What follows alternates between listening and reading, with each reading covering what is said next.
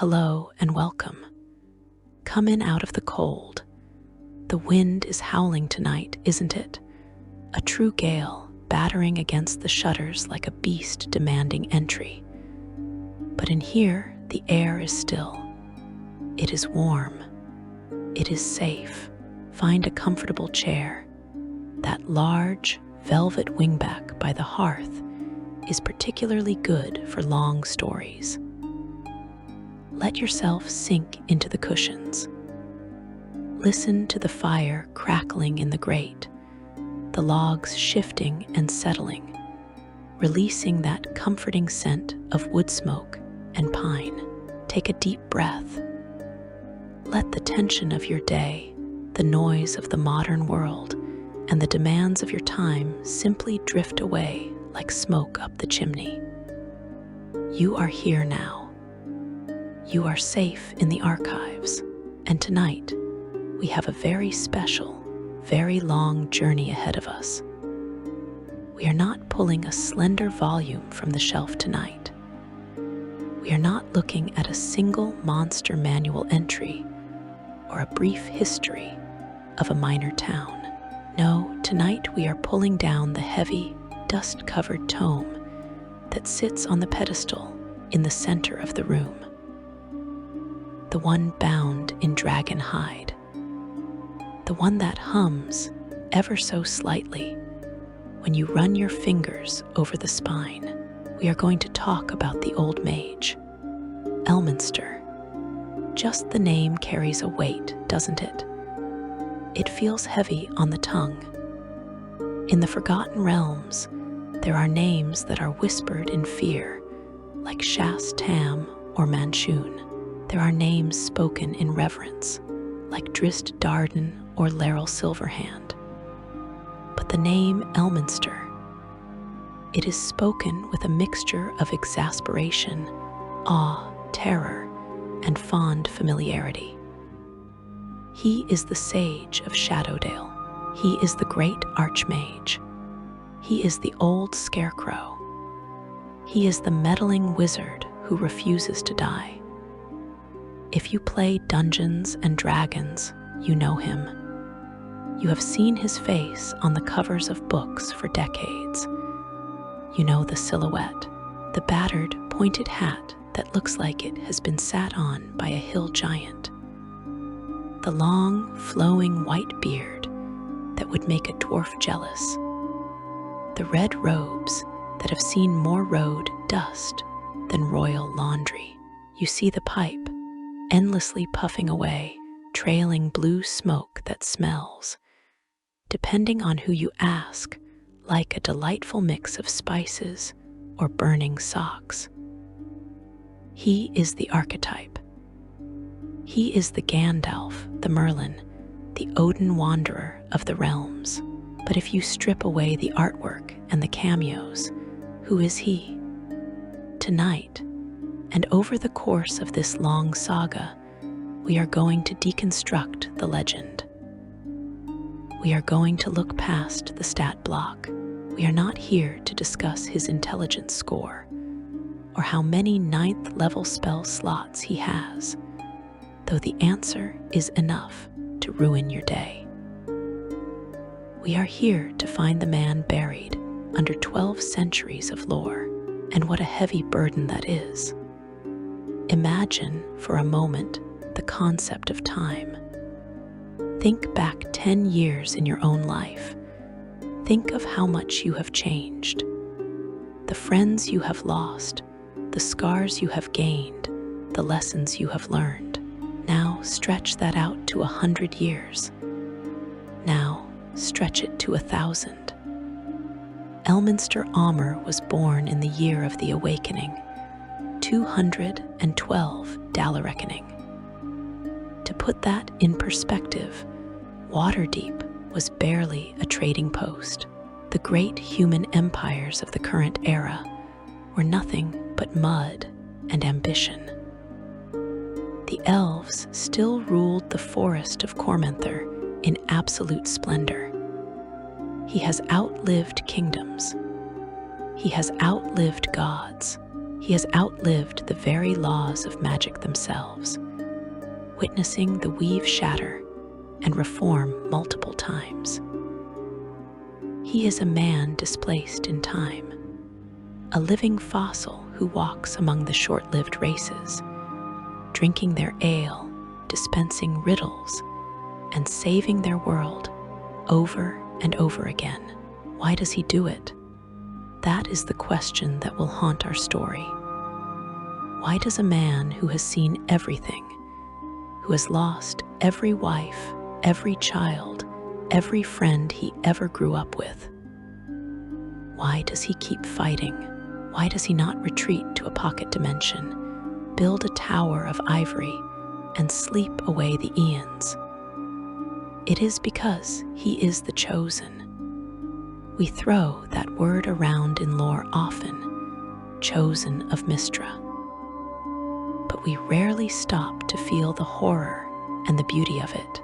To be chosen is not just a power-up. It is not a badge of office. It is a conscription. Mystra, the mother of all magic, the Lady of Mysteries, selected Elminster. She poured her silver fire into him. She rewrote his biology to sustain him.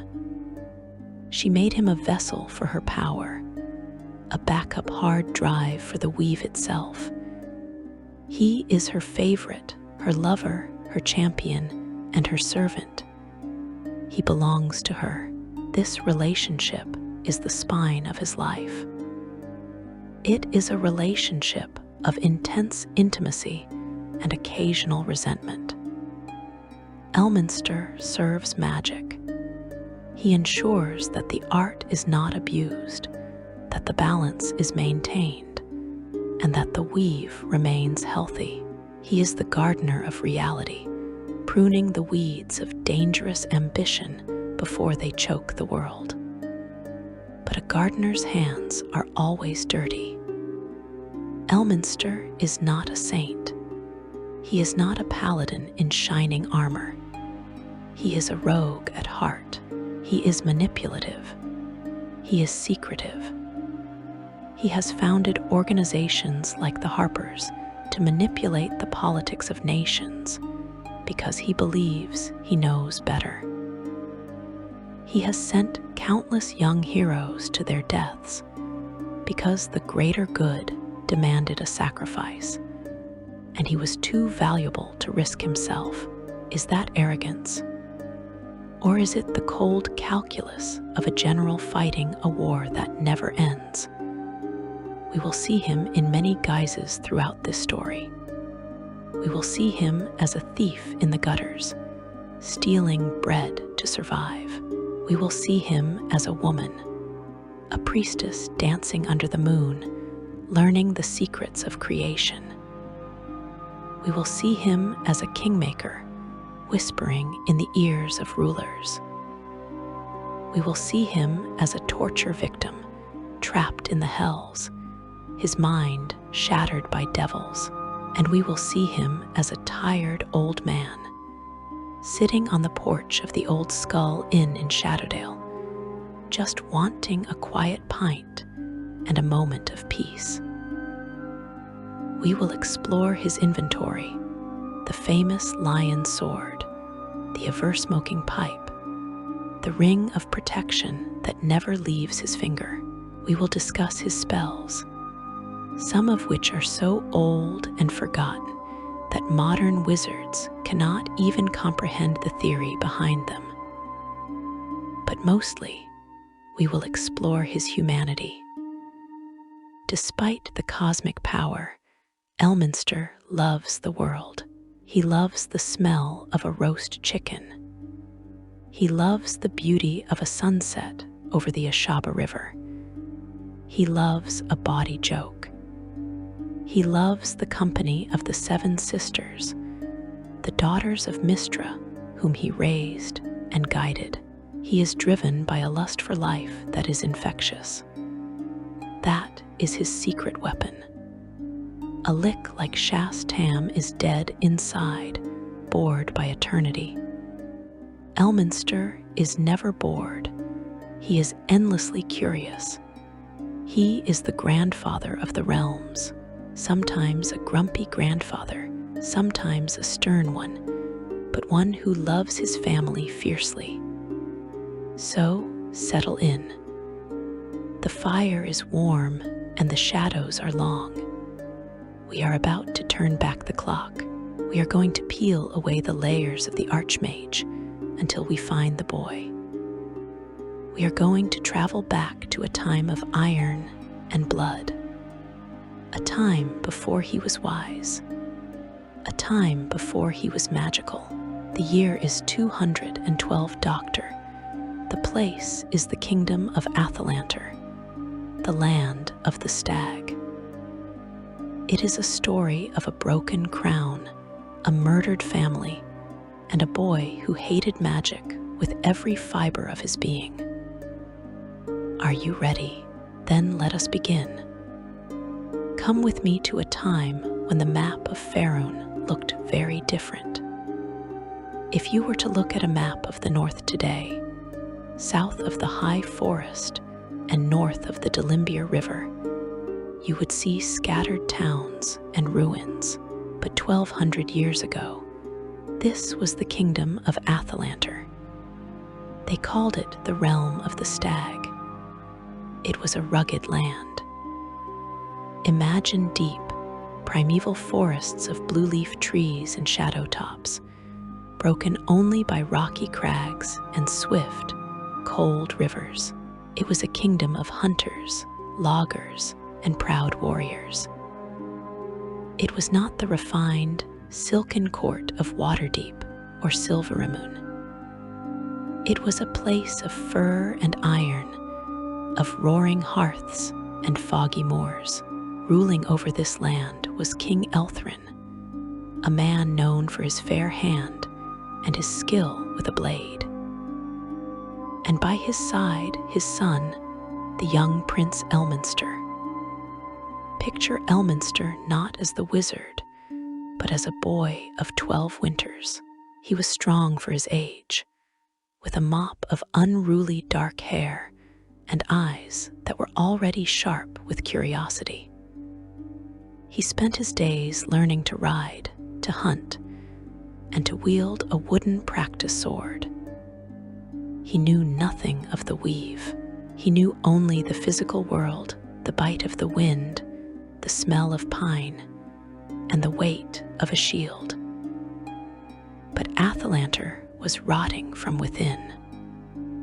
The court of King Elthrin was infested with a cabal known as the Magelords. These were arcanists, wizards who had grown drunk on their own power. In these dark days, magic was not regulated as it is now. There were no Harpers to keep the balance. The Magelords believed that those who could wield the art were destined to rule over those who could not. They viewed the king and his non-magical lineage as obsolete relics. The leader of this treasonous circle was a man named Undarl. If you listen closely to the winds of history, you can almost hear the malice in that name. Undarl was a high mage, a man who had bargained with dark powers to increase his potency. He coveted the throne not to lead the people, but to possess the land itself. The end of Elminster's childhood did not come gradually. It came in a single night of fire and blood. It was a night that would be known as the Night of the Mage Killers, though in truth, it was the mages doing the killing. The coup began with a silence that was suddenly shattered by the roar of spells. Imagine standing in the great hall of the Stag Throne. The heavy wooden doors are barred, but they are no match for the art.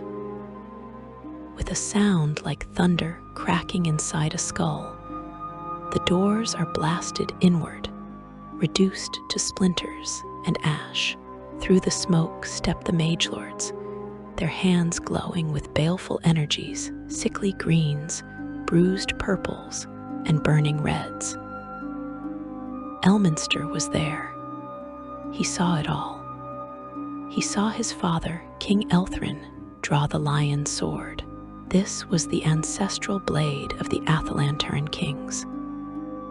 It was a magnificent weapon, forged of cold iron and steel, designed to cut through magical protections. The king was a warrior of immense skill.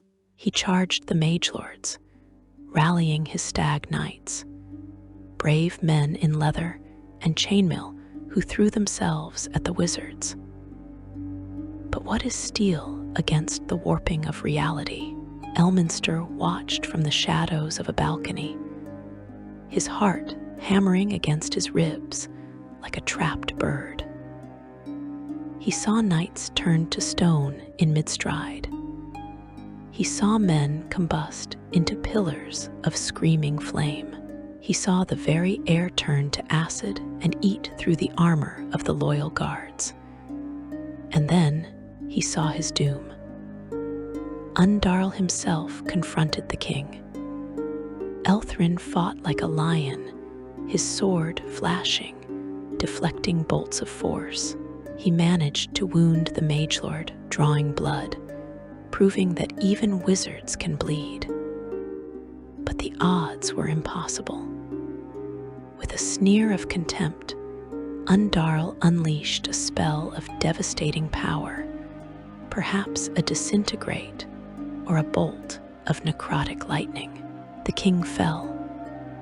The queen, Amrathale, ran to his side, and she too was cut down not by a weapon, but by a wave of magical force that crushed the life from her. In that moment, the boy Elminster died. The innocence, the belief in fairness, the safety of a mother's love, it was all incinerated. All that was left was a hollow vessel filled with a cold, screaming horror. He would have died there too, had it not been for the sacrifice of the last stag knight, a man named Helm Stoneblade. Helm grabbed the frozen, traumatized prince and dragged him toward the secret passages behind the throne. He shoved the lion's sword, which he had snatched from the king's dying hand, into Elminster's grip. "Run, boy," Helm had shouted, his voice choking with smoke. "Run and live. The stag must survive." Elminster ran. He ran through the stone tunnels that smelled of damp earth and rat droppings. He emerged into the cold night air of the forest, the glow of his burning home lighting up the sky behind him. He clutched the lion's sword so tightly his knuckles turned white, the hilt biting into his palm. In his pocket, he carried the broken crown, a hasty heirloom grabbed in the flight. He did not stop running for days. The magelords were thorough. They did not just want the throne, they wanted the line of Elthrin extinguished. They sent summoned monsters, magical trackers, and scrying eyes to scour the woods. Elminster was hunted like a wild animal.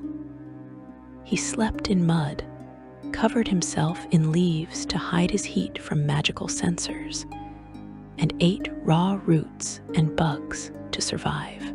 This is where the hatred was born. You must understand this deeply. The Elminster of this era loathed magic. To him, magic was not a wondrous art. It was a cheat. It was a coward's weapon used by weak men to murder strong, honorable warriors. It was the fire that burned his mother. It was the lightning that struck down his father.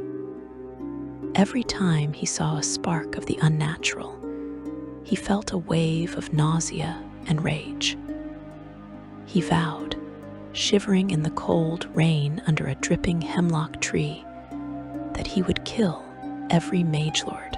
He would mount their heads on spikes, but he would do it with steel.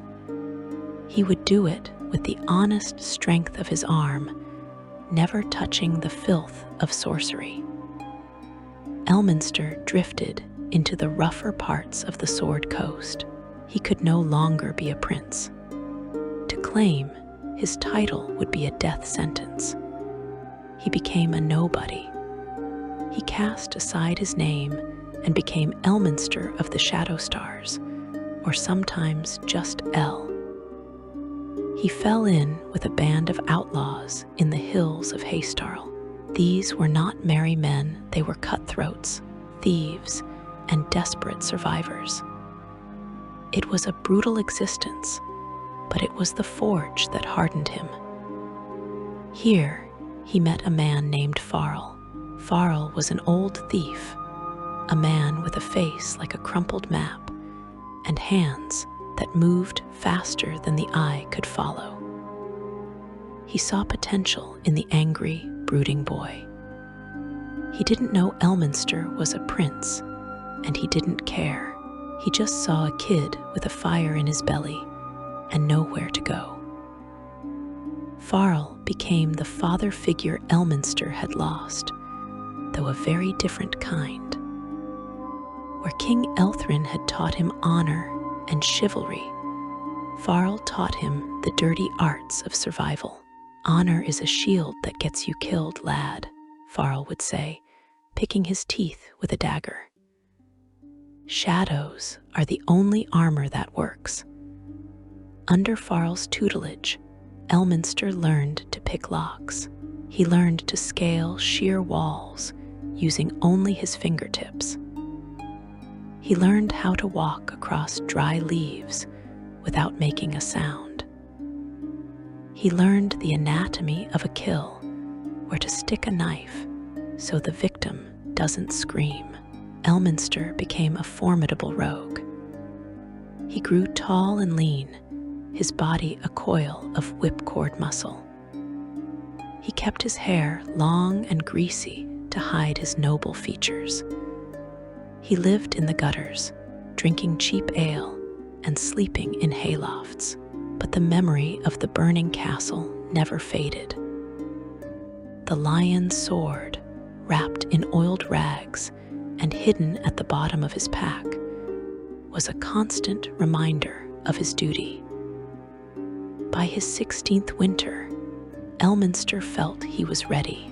He was fast, he was lethal, and his hatred had distilled into a cold, focused poison. He began a one-man guerrilla war against the magelords, who now ruled Athalantar with iron fists. He was a ghost.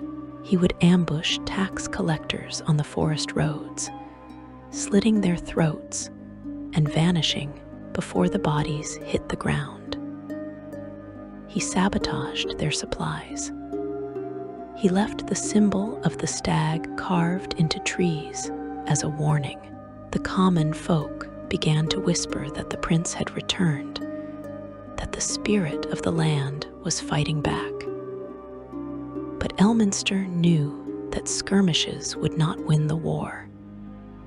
To free Athalantar, he had to cut the head off the snake.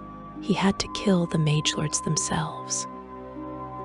The turning point of his young life came on a moonless night when he infiltrated the tower of a local magelord, a cruel wizard who governed the town of Heldorn.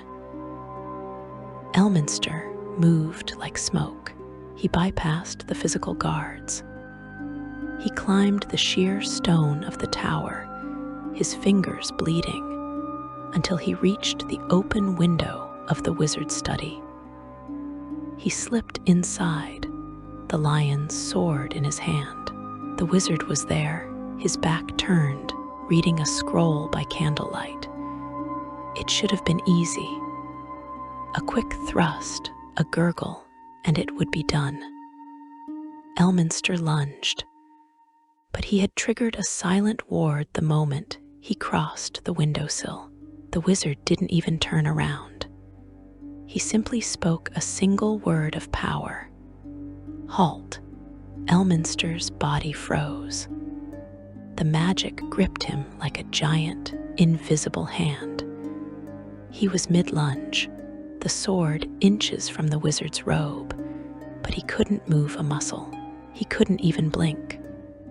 The wizard turned slowly, a look of bored amusement on his face. He looked at the sweating, straining boy, and he laughed. It was a dry, rasping sound. "Another rat," the wizard sneered. "You possess some skill, boy. You got past the guards.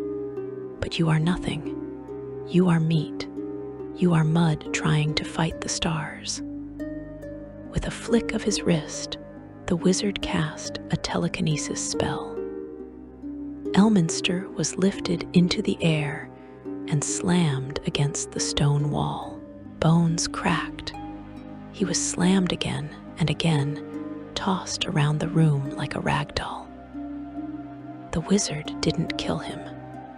He deemed Elminster too insignificant to murder. He simply threw him out the window. Elminster fell 40 feet into the castle moat. The cold, stagnant water saved his life, but only just. Broken, bleeding, and humiliated, he dragged himself into the reeds and wept. He wept not from pain, but from the crushing realization of his own impotence. He realized then that Farrell was wrong. He realized his father was wrong. Steel was not enough. Stealth was not enough. Against the art, the mundane world was helpless. If he continued on this path, he would die, and Athalantar would remain in darkness forever. To defeat the wizards, he had to become one. The thought made him physically sick. It felt like a betrayal of his parents' memory. It felt like surrendering to the enemy. But as he lay there in the mud, staring up at the indifferent stars, a strange calm settled over him. It was a logic born of desperation. He would learn their secrets. He would master their weapon. And then he would use it to destroy them. He would be a wizard who killed wizards. It was in this moment of absolute rock bottom, broken in body and spirit, that the air around him shimmered. He was not alone in the reeds. A soft light, blue and silver, began to coalesce before him. It was not the harsh, burning fire of the magelords. It was a gentle, inviting luminescence. He looked up, expecting death. Instead, he saw her. Mystra, she did not appear as a giantess in the sky. She appeared as a figure cloaked in starlight, her presence overwhelming yet comforting. She had been watching the stag prince. She had seen his struggle, his survival, and his potential. She saw that he was at a crossroads that would define the history of the realms. She spoke to him, her voice resonating not in his ears, but in his mind. She offered him a choice. He could die here in the mud, a failed prince, or he could walk a path that no man had walked before. He could learn the weave, but he had to learn it her way. Not as a tyrant, but as a servant. Elminster, clutching his broken ribs, looked at the goddess. He spat out the blood in his mouth. "I will do whatever it takes," he whispered. "I will learn your magic, and I will cleanse my home." Mystra smiled, a smile that was both terrifying and beautiful. "Then you must leave Elminster behind," she said. "To understand the weave, you must understand life from all sides. You have lived as a prince, You have lived as a beggar. You have lived as a man. Now you must see the world through different eyes. The air grew thick with magic. The blue fire enveloped him. The pain of his broken bones vanished, replaced by a sensation of melting, of shifting, of rewriting. The boy in the mud was about to disappear. And this, my friends, brings us to the threshold of his greatest transformation. The prince was gone.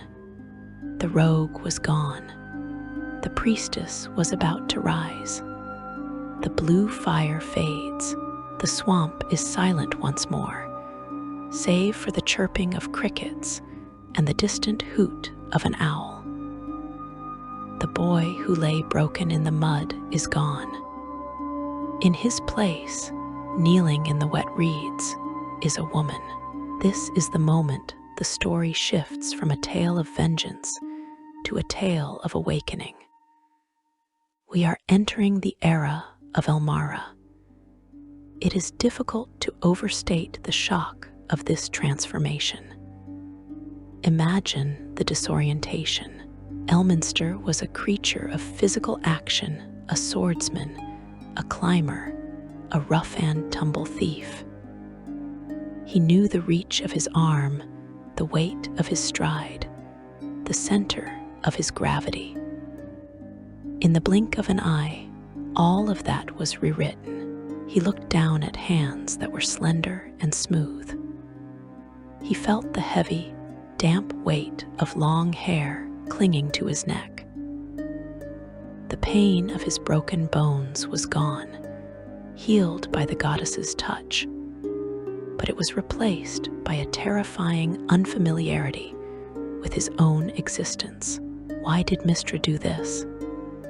It is a question that has puzzled sages for centuries, but sitting here, surrounded by the lore of the ages, the answer becomes clear. It was not merely to hide him. Yes, the magelords were hunting a prince, a boy with the look of the Stag King. They were not looking for a barefoot woman with wide, startled eyes. The disguise was perfect. But Mystra is not a goddess of simple disguises. She is the mother of all magic.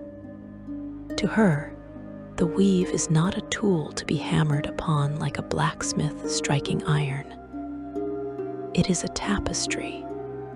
It requires a gentle touch, intuition, and a capacity to nurture. Elminster, filled with the testosterone-fueled rage of a teenage boy, saw magic as a hammer. He wanted to smash his enemies. Mystra needed him to understand that magic is also the water that flows around the stone. She needed him to learn submission not to a tyrant, but to the flow of life itself. And so, Elmara was born. For the next several years, Elminster lived entirely as this woman. He did not just wear her shape, he lived her life, and the life of a solitary woman in the war-torn lands of Athalantar was not an easy one. We must walk a mile in her shoes to understand the Archmage. Elmara possessed no coin, no station, and no sword. She could not bully her way through a town gate or threaten a merchant into giving her food. She had to learn a different kind of strength. She learned to read people. She learned that a soft word often opens doors, that a kick would only bar tighter. She learned to listen. As a prince, people listened to him. As a brigand, people feared him. As Elmara, she was often ignored, treated as background scenery.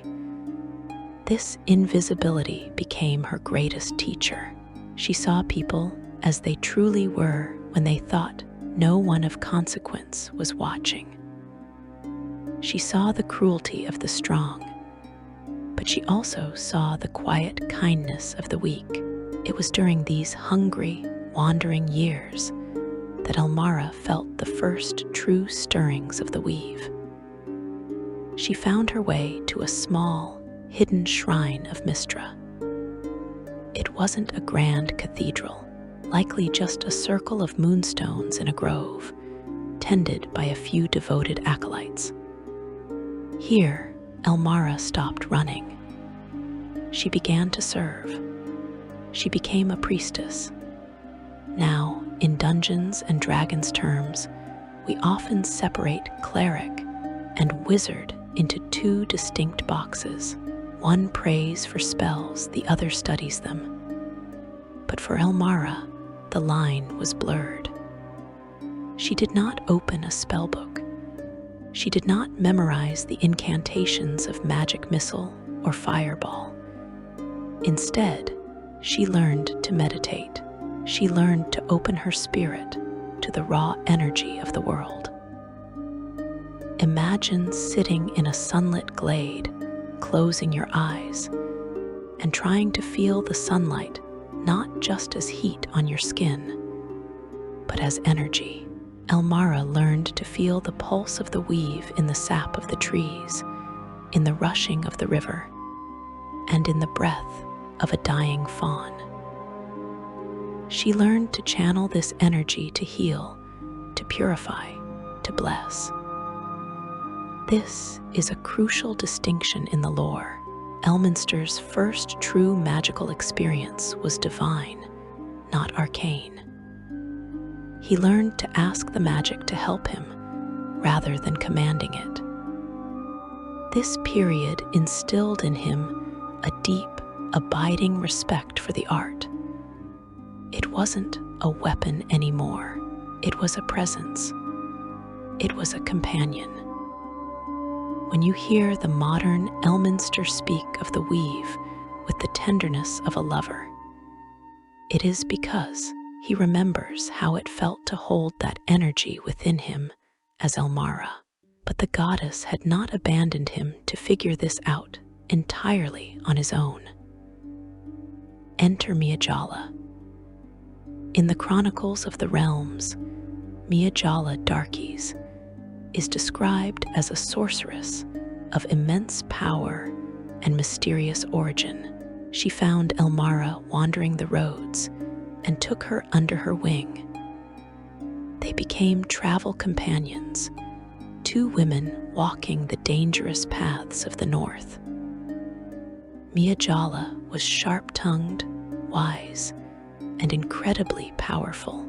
She taught Elmara how to survive. She taught her that magic could be used for small things, to dry wet clothes, to spice a bland stew, to warm a cold stone for sleeping. She demystified the art, taking it down from the pedestal of the magelords and placing it in the hands of the common folk. But as we dig deeper into the lore, we know the secret that Elmara did not know then. Miajala was an avatar of Mystra. Just pause and consider the weight of that. The goddess of magic herself descended to the prime material plane, took on a mortal shell, and spent years walking beside her chosen. She ate with him, argued with him, protected him, and taught him. This creates a bond between Elminster and Mystra that is unique in the cosmology of the realms. No other chosen, not Kelvin, not the Seven Sisters, had this kind of one-on-one, mortal-level interaction with the goddess for such a duration. She was grooming him, yes, but she was also befriending him. As Elmara, under Miajala's tutelage, the hatred for magic finally died. It didn't happen overnight. It happened over 1,000 campfires. It happened every time Miajala used a cantrip to make a child smile, or used a spell to heal a broken leg. Elmara began to see that the Mage Lords were evil not because they used magic, but because they were evil men. The magic was innocent. The weave was beautiful. There was also the matter of empathy. As Elmara, Elminster experienced the world from the feminine perspective. He learned the fears that women faced in a male-dominated society. He learned the unique bonds of sisterhood. He learned that vulnerability is not weakness. This is why, centuries later, Elminster is the one who raises the 7 sisters. This is why he is the closest confidant of the symbol. He understands them in a way no other patriarch of the realms can. He has been them. He carries the memory of Elmara in his soul.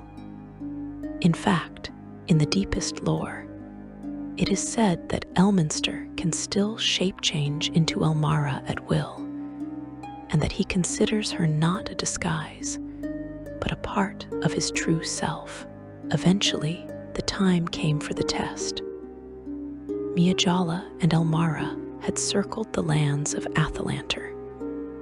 They had gathered allies, sown seeds of rebellion, and learned the lay of the land. Elmara had grown into a woman of poise, wisdom, and subtle power.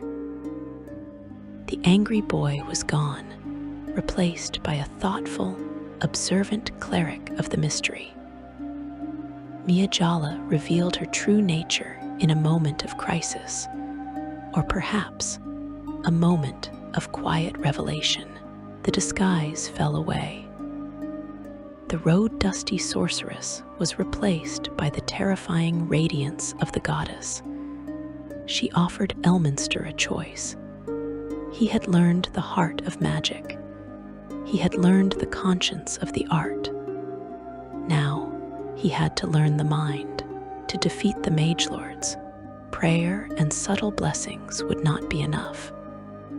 He needed the arcane. He needed the hard, mathematical, reality-bending power of wizardry. He needed to become what he had once hated, but he would do so with the soul of a priestess. He had to return to his male form. He had to reclaim the name Elminster. But it was not a regression.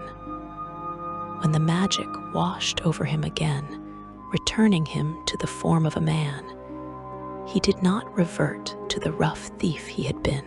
He carried Elmara's grace. He carried her patience. The transition was bittersweet. He had grown to love Elmara. He had found peace in her skin. To leave her was a death of sorts, a sacrifice made for the greater duty. He stood once again as a man, but he was changed. He was softer, yet harder. His eyes held a depth they had lacked before. He picked up the lion's sword, which he had kept hidden all this time, but he held it loosely. "I am ready," he told the goddess. "Teach me the spells, teach me the words." Mystra smiled.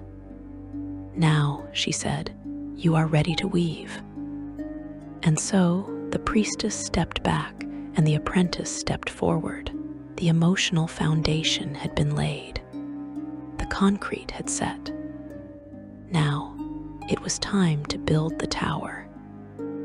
Elminster was about to learn his first true arcane spell. He was about to engage with the weave not just as a stream to float in, but as a river to be diverted. We are moving now from the spiritual to the technical. We are moving from the intuitive magic of the cleric to the rigorous study of the wizard. The Mage Lords of Athalantar were still on their thrones, secure in their power, unaware that the boy they thought dead had returned, not just as a warrior, but as something they could never understand, a mage with a conscience. let us turn the page to the next chapter of his life. The time of hiding is over. The time of learning the art begins. The wind shifts again. Can you feel it? The scent of rain and wet earth fades, replaced by the dry, sharp tang of ozone, the smell of a thunderstorm trapped in a bottle. We have left the shrines and the open roads. We are entering the classroom, but do not picture a dusty university hall with rows of bored students. Picture a campfire in a hollow beneath the roots of a massive weirwood tree, the stars blocked out by a canopy of ancient leaves. Picture a teacher who is the very source of the subject she teaches. We are witnessing the forging of the Archmage. Elminster stands once again in the body of a man. The transition from Elmara back to Elminster was not just physical, it was a shifting of gears in the soul. He had to learn to walk with the heavier, broader frame again. He had to relearn the pitch of his own voice. But the lessons of the priestess remained: the patience, the empathy, the fluidity. Now Mystra demanded structure. To understand the difference between what Elminster was a cleric and what he was becoming, a wizard, imagine a musician. A cleric hears a melody in the wind and sings along with it. A wizard looks at the sheet music, understands the mathematical intervals between the notes, and builds an instrument to play them perfectly. Elminster's first lessons in wizardry were grueling. He sat by the fire, a slate tablet in his lap, scratching out runes with a piece of charcoal. Mystra, still wearing the guise of Miajala, but radiating a power that made the air hum, stood over him. She was relentless. "The art is not a gift," she would say, her voice like cracking ice. "It is a discipline. You cannot simply ask the weave to burn your enemies. You must command it. You must construct the cage of logic that holds the fire." Elminster struggled. His mind, used to the intuitive flow of prayer, rebelled against the rigid memorization of arcane formulae. He had to learn Draconic, the language of dragons, for it is the root of many spells. He had to learn the precise hand gestures, the somatic components, where a millimeter of error could mean the difference between lighting a candle and blowing off your own thumb. He spent weeks trying to master the simplest of cantrips, prestidigitation. It seems laughable now. The great Archmage who can walk between planes, struggling to clean a dirty spoon with magic. But he did struggle.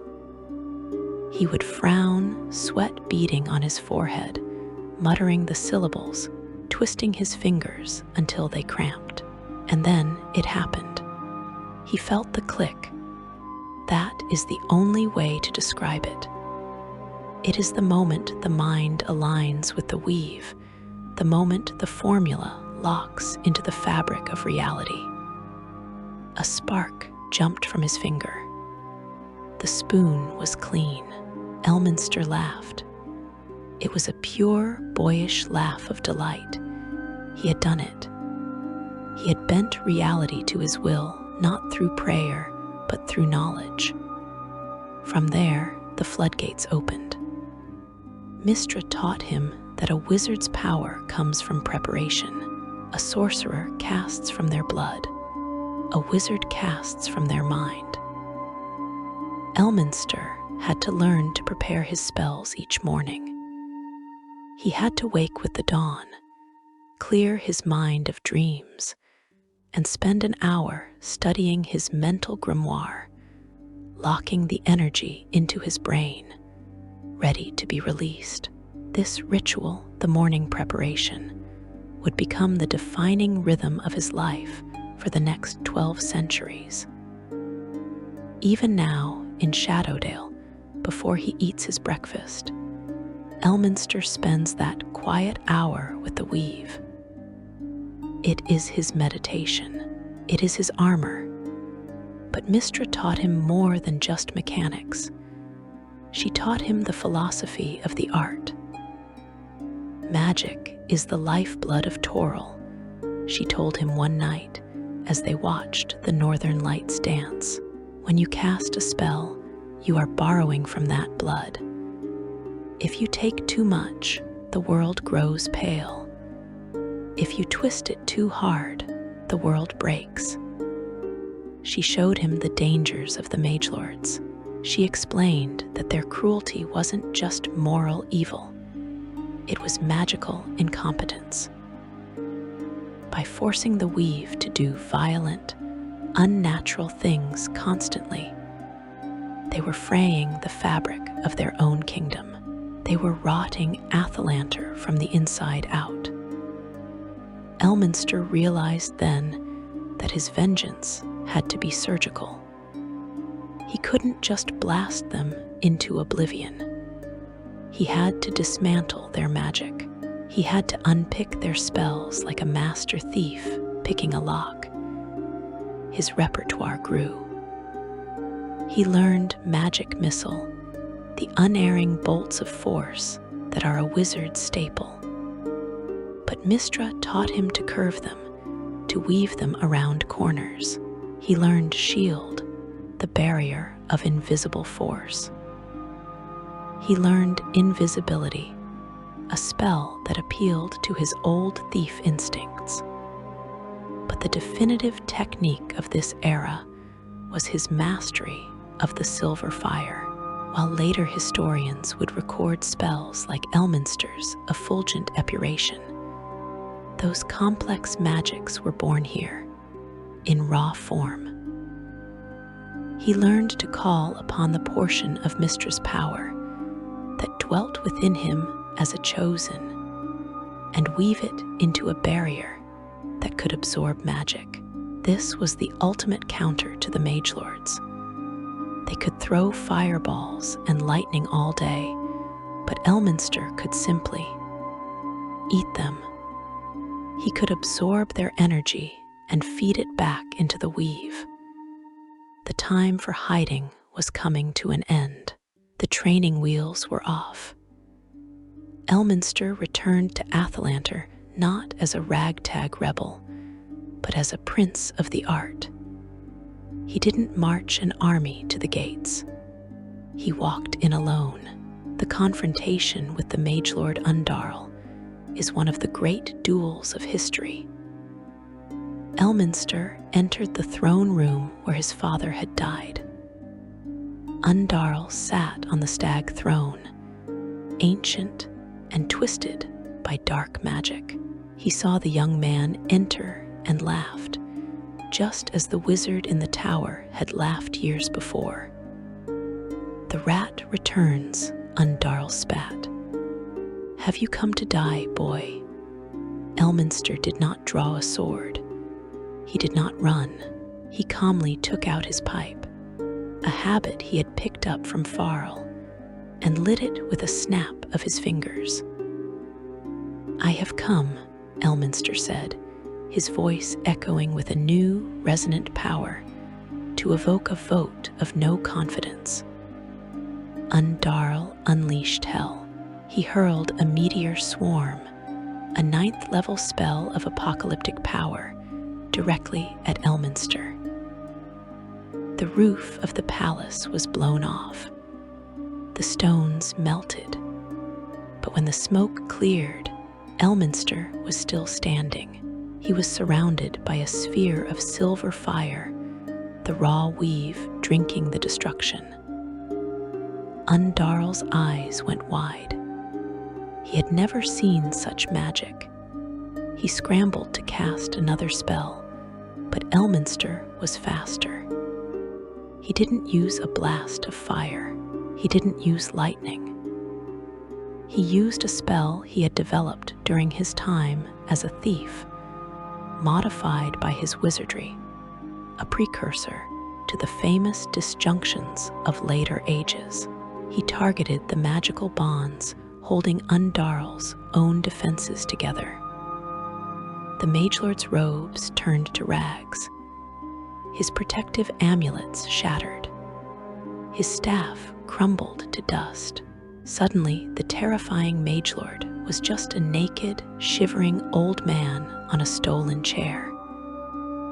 Elminster walked up the steps of the throne. He drew the lion's sword. For Athalantar, Elminster whispered, he did not use magic for the killing blow. That was important. Magic had stripped the tyrant of his unfair advantage, but steel delivered the justice. With Undarl dead, the other magelords scattered like roaches exposed to the light. The spell over the kingdom was broken. The stag throne was free. The people cheered. They wanted to crown him. King Elminster, they shouted, the Mage King. But Elminster looked at the crown, the broken crown he had carried for so long. He looked at the throne, and then he looked at the open road. He realized he could not be king. A king must sit. A king must rule a specific patch of earth. But Elminster belonged to the Weave now. His kingdom was the entire world. His duty was to something far greater than Athalantar. He handed the crown to one of the surviving stag knights, a man of honor and distant royal blood. "Rule well," Elminster said. "I have other work to do." And with that, he walked away. He left the kingdom he had spent his entire life fighting to save. It was the ultimate act of renunciation. He chose the staff over the scepter. This decision marked the end of his youth. Elminster, the prince, was dead. Elminster, the king, never happened. Elminster, the Archmage, had begun. He walked out of the city gates, his pipe trailing smoke, and looked to the east. There were rumors of a great elven city in the forest of Cormenther, a place of high magic, of music, of knowledge that predated humanity. Myth-Draenor. He felt the pull of it in his bones. Mystra whispered in his ear, "Go, there is more to learn."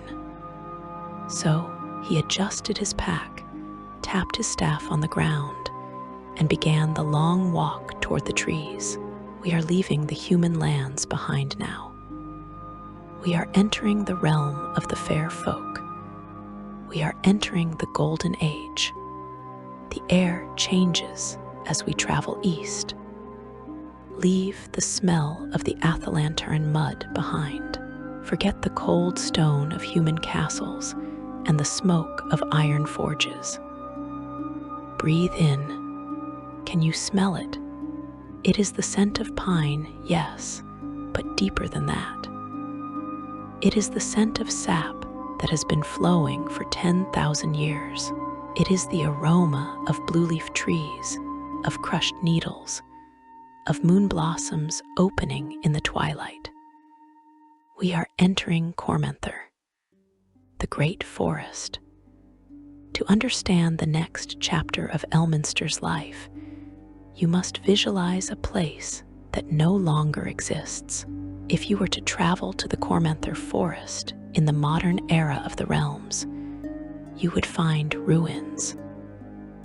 You would find the weeping ghosts of Myth-Draenor, a place of demons and danger.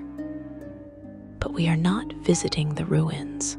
We are visiting the city of song when the song was still being sung. Elminster arrived at the borders of the Elven court in the early years of the 3rd century Dala reckoning. He was a young man by human standards, fresh from his victory in Athalantar, buzzing with the raw, somewhat chaotic energy of a newly minted wizard. He thought he knew magic. He thought he understood the weave. He knew nothing. Walking into Cormenther was like stepping onto another planet. The trees here were not just plants, they were titans, shadow tops soaring hundreds of feet into the air, their canopies locking together to form a ceiling that filtered the sunlight into a perpetual emerald twilight. And there, amidst the boughs, was the city. It wasn't built on the ground, like the clumsy cities of men. It was grown from the ground. Towers of living wood spiraled upward, shaped by music and magic rather than saws and hammers. Bridges of glass and force spanned the gaps between the great trees. Lanterns glowing with permanent fairy fire drifted like fireflies in the evening air. This was the height of the elven civilization.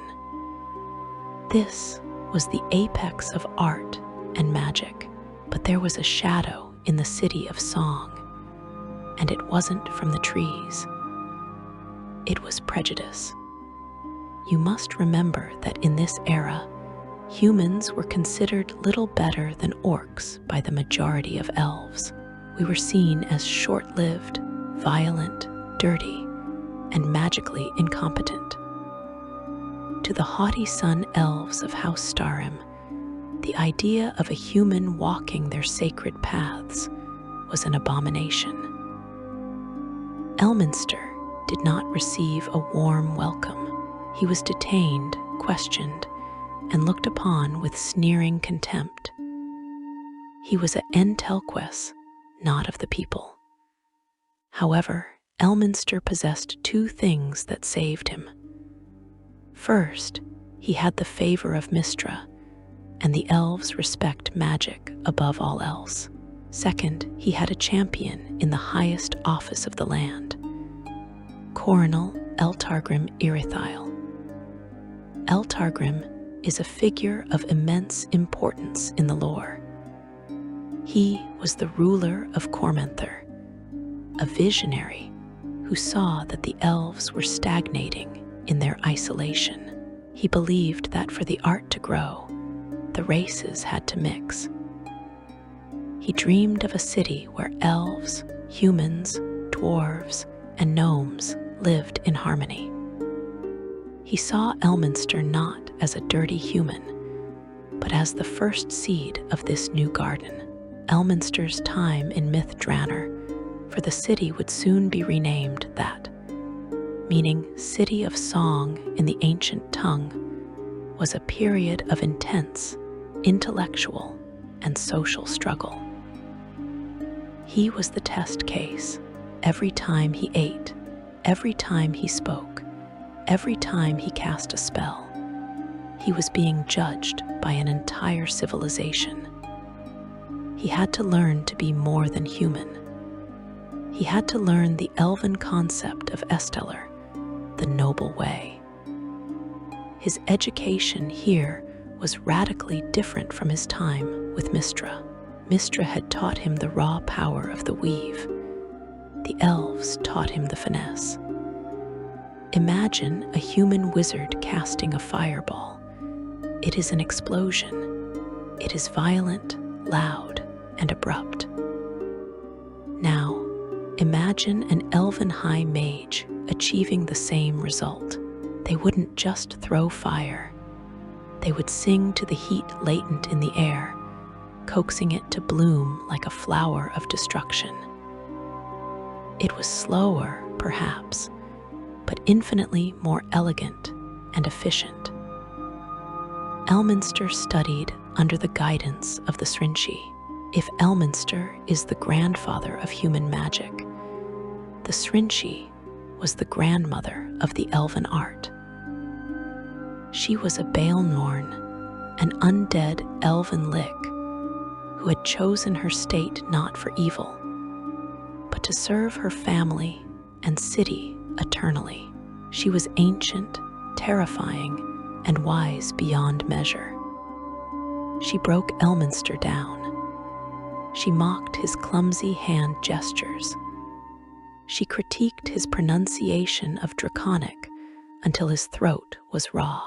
She forced him to unlearn the grab and smash mentality of human wizardry and replace it with the flow and shape mentality of the elves. We must discuss a specific aspect of lore here: Elven high magic, or Arsalettal Quest. This is not just higher level spells. This is ritual magic that requires multiple casters linked in a communal consciousness. It is magic capable of severing a piece of a continent, of changing the climate of a region, or of extending life indefinitely. Humans are generally incapable of high magic because our minds are too singular, too chaotic. We cannot merge our souls with others without losing ourselves. Elminster tried. Oh, how he tried. He sat in the circles of the Celatar, the high mages, trying to harmonize his jagged, frantic human mind with the serene, ocean-deep minds of the elves. He failed often. He suffered migraines that blinded him for days. He was nearly burned out of existence by the flow of power. But he persisted. And while he never became a true high mage in the elven sense, he could never fully shed his human individuality. He learned to understand the mechanics of it. He learned how to anchor a ritual. He learned how to feed power to the leader. He became the bridge. This era culminated in the raising of the Mythal. The Mythal is the defining feature of Myth Draenor. It is a massive, permanent magical field that envelops the city. It is not just a wall. It is a set of laws written into the fabric of reality. Within the Mythal, gravity can be altered. Specific schools of magic can be banned or enhanced. Feathers of falling, protection from fire. These effects were woven into the air itself. Elminster was there when the great Mythal was laid. He stood alongside the Srinchi, Coronal Eltargrim, and the greatest mages of the age. He watched as they sacrificed their life force to build a sanctuary that would last forever. It was during this ritual that Elminster understood the true cost of the art. It wasn't just spell slots or components. It was life. The elves poured their centuries into the stones so that others could live safely. This profoundly affected Elminster's philosophy. You see it in his later years. He is willing to sacrifice himself, to endure torture, to lose his power, because he saw the greatest mages of history do the same for their city. But life in Myth Draenor wasn't all study and rituals. It was here that Elminster truly learned the arts of diplomacy and love. He lived among a people who were ageless. A human life is a flicker to an elf. A romance that lasts a decade is a brief fling to them. Elminster had to navigate the melancholy of loving people who saw him as a passing butterfly. He made enemies, too. The House Starim hated him with a passion that bordered on madness. They saw him as the pet of the Coronal, a symbol of the degradation of their pure bloodline. Elminster survived dozens of assassination attempts in the crystal spires. He fought duels on the high bridges, spells flashing against the stars. But he didn't kill his elven enemies if he could help it. He remembered the lesson of Athalantar. He embarrassed them. He outsmarted them. He proved that a monkey human, as they called him, could outthink the heirs of 10,000 years of breeding. By the time Elminster left Mystra nearly 2 decades later, he was no longer just a powerful wizard. He was a sage. He had learned the history of the world from those who lived it. He had learned the songs of the trees. He had learned that magic was an art form, capable of creating beauty as well as destruction. When he walked out of the forest, he carried with him the secrets of the elven court. He carried the friendship of the coronal, and he carried a sadness, for he knew that the opening, the great experiment of unity, was fragile. He could sense the cracks in the foundation, the hatred festering in the dark corners of the noble houses. He knew that Mystra would eventually fall, and he knew that when it did, he would be the one who had to remember it. He would be the keeper of the flame. He left the woods a changed man. His beard was not yet white, but his eyes were old. He wore elven silk beneath his travel-stained robes. He carried a staff of shadowtop wood. He had mastered the divine magic of the priestess. He had mastered the battle magic of the human wizard. Now, he had mastered the high art of the elves. But the world is vast, and Mystra was not done with him. "You have seen the light of the elves," she whispered to him as he crossed the river Ashaba. "Now, you must see the shadows of men. You must learn to move unseen." The time of the scholar was ending. The time of the spy was beginning. The Harpers were calling. But before we get to the Harpers, we must understand the political landscape he was entering. The human lands were expanding.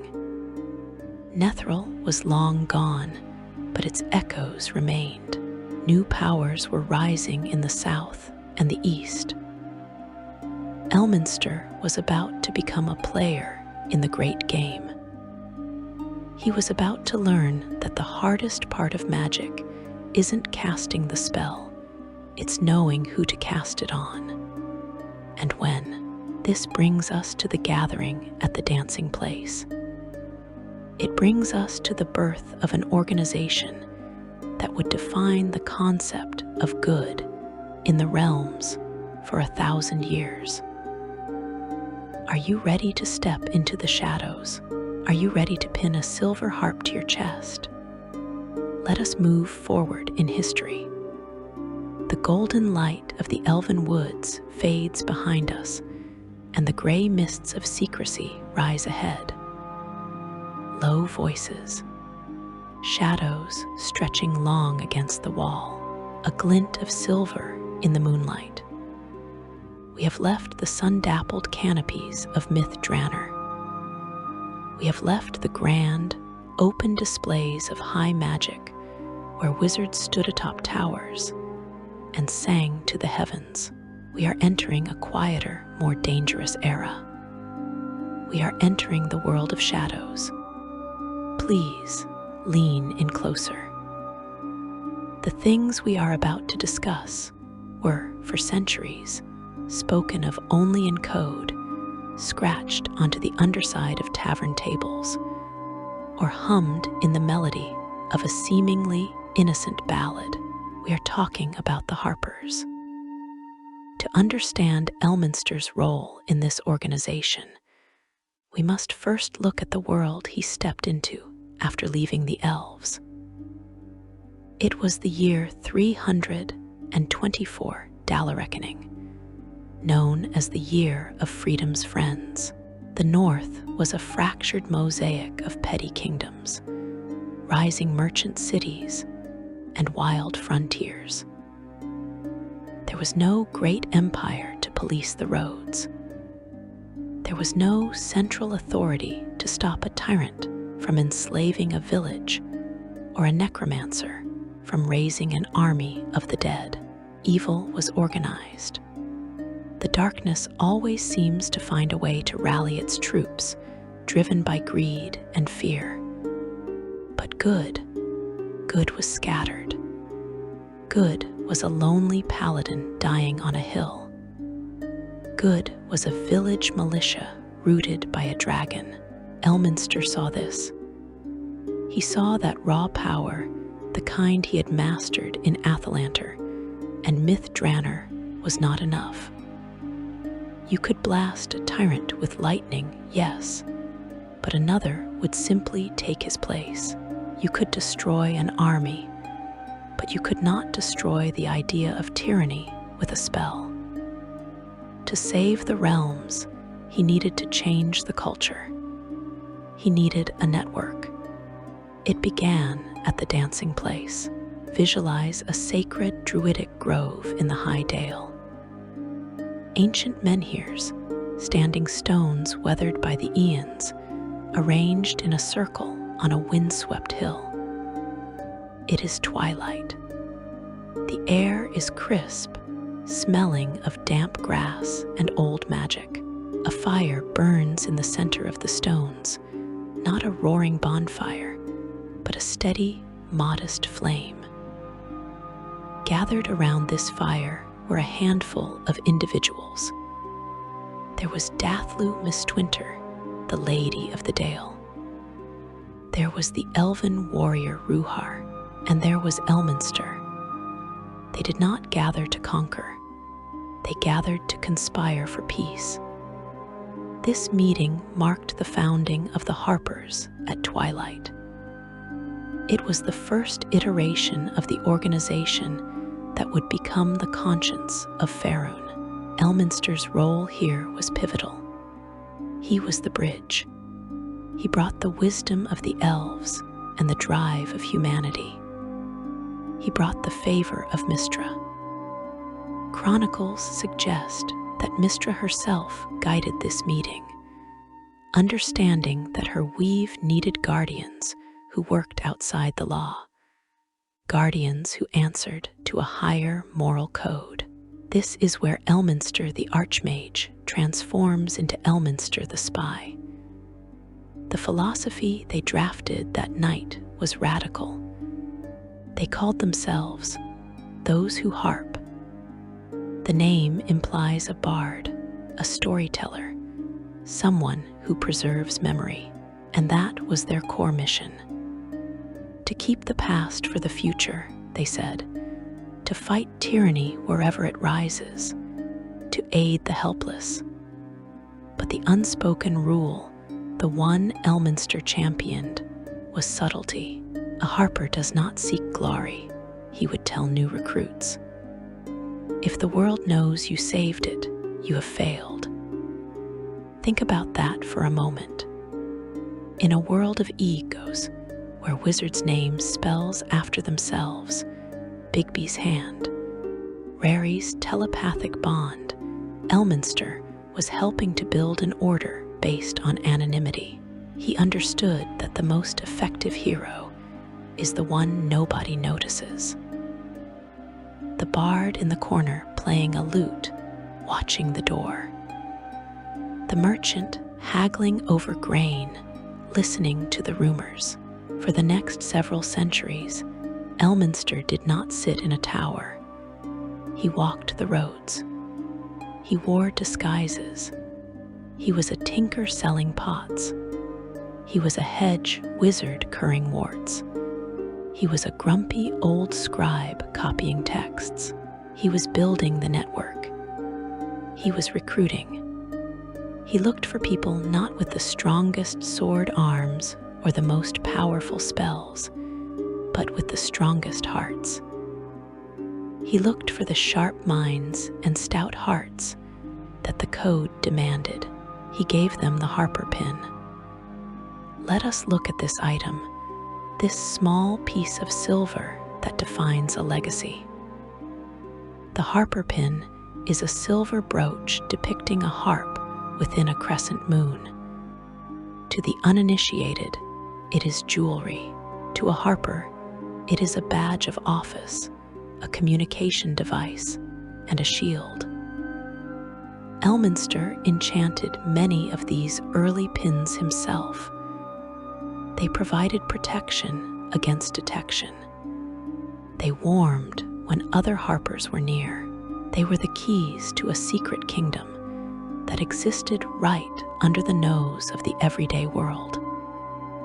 However, the Harpers were not a static organization. They fell and rose with the tides of history. It is important to distinguish the eras here. The early Harpers were a small, secretive cabal. It wasn't until centuries later, during the refounding, that another legendary figure entered the story to stand beside Elminster. Kelvin Blackstaff, Aaron's son, while Elminster was the grandfather of the order. Kelvin became its stern general in later years. Born in 464 Doctor, Kelvin brought a different energy to the group. If Elminster was the wandering, whimsical sage, Kelvin was the pragmatic, disciplined Lord Mage of Waterdeep. Their dynamic is the friction that kept the Harpers sharp for centuries. Kelvin believed in order, in discipline, in making the hard choices. He was willing to sacrifice a few to save the many. Elminster, remembering his time as Elmara, remembered the value of the individual. He often argued for the foolish risk to save a single life. They clashed. They argued. They threw spells at each other in heated debates that would terrify bystanders. But they loved each other as brothers. They were the two pillars of Mystra's will, the Blackstaff and the Old Sage. Order and chaos. Discipline and compassion. It was Elminster who ensured that the Harpers did not become a military force. Whenever Kelvin or others tried to militarize the order, to build armies or fortresses, Elminster would sabotage it. "We are the wind," he would say, puffing on his pipe. "You cannot build a castle out of wind. If we build walls, we become a target. If we become a target, we become exactly what we are fighting." Elminster's methodology during these Harper years, which, in truth, never really ended, was fascinating. He used information as a weapon. He would discover a plot by a corrupt baron to tax his people into starvation. Instead of killing the baron, Elminster would leak the information to the baron's rivals. He would arrange for the baron's guards to be asleep at the wrong time. He would cast an illusion to make the baron appear foolish in front of the king. He dismantled evil through humiliation and exposure. He pulled the loose threads of a conspiracy until the whole thing unraveled.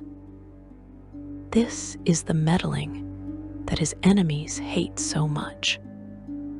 It is maddening to fight Elminster because you rarely fight him. You fight a series of unfortunate events that he has orchestrated.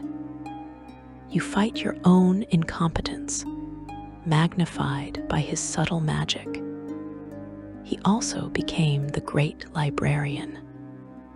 One of the tenets of the Harpers is the preservation of knowledge. History is often written by the victors, and victors are often tyrants. Elminster made it his mission to save the true history.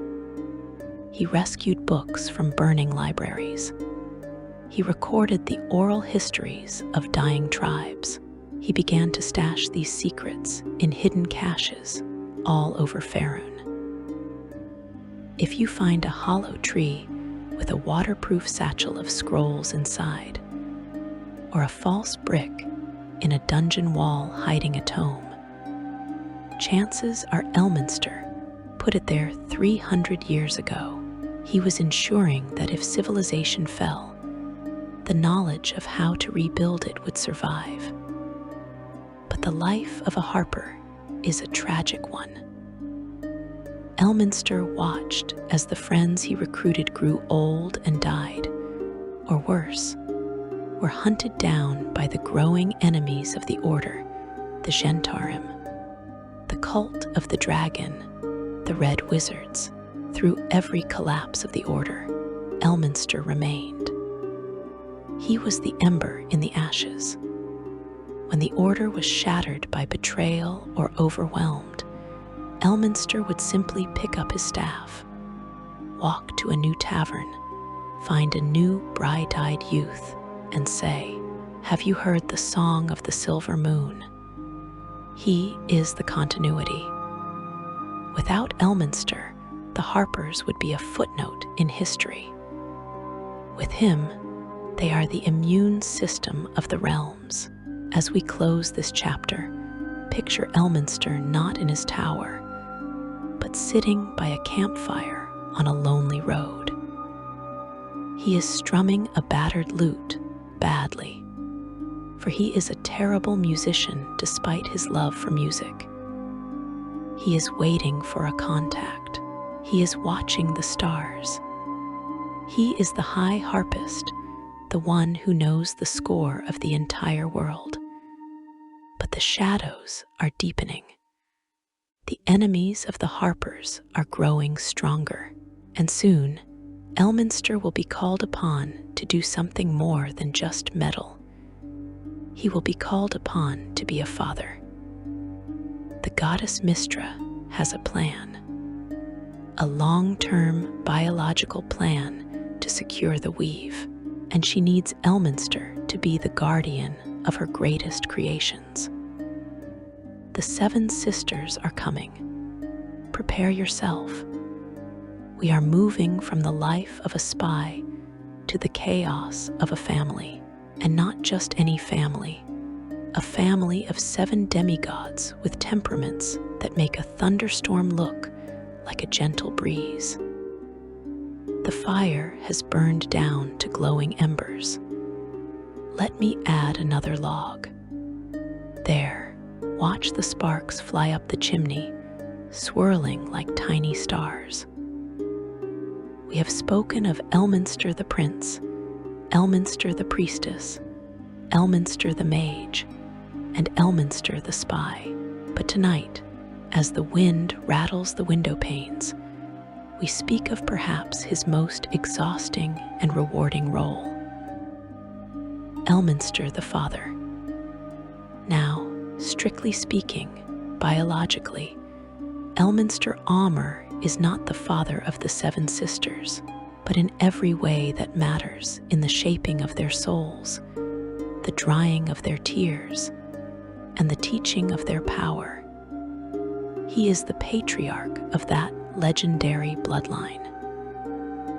To understand this chapter, we must look at the cold, hard calculus of the goddess Mystra. It is uncomfortable to think of a deity as a breeder, but we must face the lore honestly. In the mid-8th century Dala reckoning, Mystra realized that the weave was too vulnerable. It depended too much on her direct intervention. She needed anchors. She needed mortals who were not just users of the weave, but living extensions of it. She needed batteries of silver fire that could walk the earth, repair the magic, and serve as her hands and eyes. She didn't just want followers, she wanted daughters. The story of their conception is a tragedy in itself. Mystra possessed the body of a human noblewoman named Elminster. She seduced a mortal man, the Harper ranger Dornell Silverhand. Dornell was a good man, a hero in his own right, but he was a pawn in a cosmic game. He did not know he was sleeping with a goddess. He thought he was building a family with the woman he loved. 7 daughters were born from this union, 7 demigods. But the power was too much for the mortal vessel. Elminster died. Dornell, realizing the truth of what had happened, that his wife was gone, replaced or consumed by the divine force of magic, fled in horror and grief. He abandoned the children. Into this vacuum of parental loss stepped Elminster. Imagine the scene. The year is roughly 767. Dr. Elminster is over 500 years old. He is a legend, a wanderer, a man who has seen empires rise and fall. He is set in his ways, fond of his solitude, his pipe, and his secrets. And suddenly, he is the guardian of 7 magical infants. This was not a request from Mystra. It was a command. Here, the universe seemed to say, "These are the future of the realms. Do not break them." Elminster took them to the runestone, a hidden sanctuary, and so began the most chaotic, terrifying, and beautiful period of his life. You might smile at the image of the great Archmage changing diapers or rocking a cradle. And yes, there is humor there. But consider the reality. These were not normal children. These were the chosen. They were born with the silver fire coursing through their veins.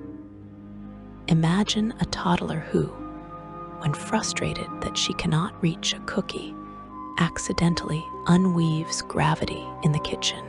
Imagine a child's nightmare that manifests as a real phantasmagoric monster in the nursery. Imagine the bickering of 7 sisters, but amplified by high-level sorcery. Elminster had to be more than a parent. He had to be a containment field. He raised them with a mixture of gruff affection and terrifying discipline. He had to teach them that their power was not a toy. He had to teach them the code of the Harpers before they could even read. Let us look at the women he shaped, for in them we see reflections of Elminster himself. First, there was Selune, the eldest. She was the benevolent witch, the one who took after Elmara the most. She was the peacemaker of the sisters. Elminster taught her the subtle arts of potion making and household magic. He taught her that magic serves the home as much as the battlefield. When she later became the Witch of Shadowdale, choosing to live as a simple herbalist, and later a spectral guardian, she was living the lesson Elminster taught her. Humility is power. Then there was Illustrial, the builder, the dreamer. She would go on to found Silveramoon, the gem of the north. In her, Elminster cultivated the statesman. He taught her the lessons of myth Draenor, the dream of a united society of elves and men. When you look at the gleaming spires of Silveramoon, you are seeing the architectural echo of Elminster's memories of the elven court, passed down to his daughter. There was Dove the knight. She had the soul of a warrior. While the others studied tomes, Dove wanted to swing a sword. Elminster did not force her to be a wizard. He remembered his own youth as a stag knight. He remembered the lion's sword. He trained Dove in the art of the spell sword, teaching her that steel and magic are twin brothers. There was Storm, the bard, the rebel, the one with the quicksilver temper. She chafed under Elminster's rules. She ran away, she fought him. She tested every boundary. And Elminster, wise old fox that he was, let her. He knew that some birds cannot be caged. He gave her the freedom to make mistakes, watching from the shadows, interfering only when death was imminent. He taught her that the greatest magic is the song that rouses hearts to courage. There was Laurel, the lady of mystery. Inquisitive, brilliant, and perhaps the most like Elminster in terms of raw, arcane curiosity. She wanted to know how the magic worked. She took apart his spells just to see the gears. Elminster fed that curiosity, giving her access to libraries that would blast the minds of lesser mages. He groomed her to be a leader, a role she fulfills today as the open lord of Waterdeep. And then there was Elasra, the symbol, the witch queen of Aglarond. This relationship is the most complex. Elasra was the wildest of them all. She was raw power, barely contained in a human skin. She was frantic, intense, and terrifying. Elminster saw in her the same fire that had burned in him when he was the brigand prince. He saw the rage. He saw the potential for madness. He spent more time with the symbol than perhaps any other. He had to. He had to teach her to build the mental fortresses necessary to keep her sanity intact while channeling amounts of magic that would turn a normal wizard to ash. Over the centuries, their relationship evolved from father and daughter to mentor and student, and eventually into a profound, tragic, and deep romance. This is a controversial point in the lore for some, given the age gap and the guardian dynamic. But in the context of immortals who live for millennia, the lines shift. They became equals. They became the only two people in the realms who could truly understand the burden of the other. When the symbol went mad, as she often did, succumbing to the fire within it was Elminster, who would go to her. He would hold her, absorb her excess magic, and bring her back to herself. And we must not forget the tragedy of the seventh sister, Killae.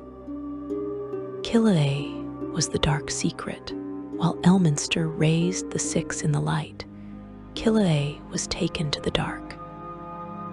She was drow-blooded, or rather, she was the vessel for Mystra's compromise with the goddess Eilistri.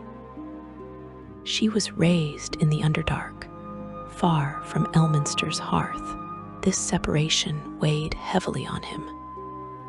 He knew he had a seventh daughter out there in the cold dark, fighting a lonely war. Though he did not raise her in the nursery, he watched over her from afar, aiding her where he could.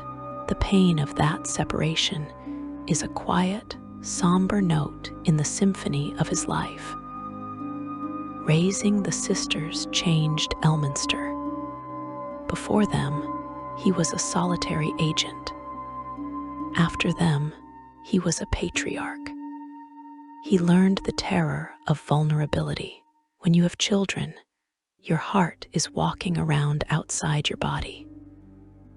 Every time Storm went into battle, every time Illustrial faced a political coup, Elminster felt it. His enemies learned this too.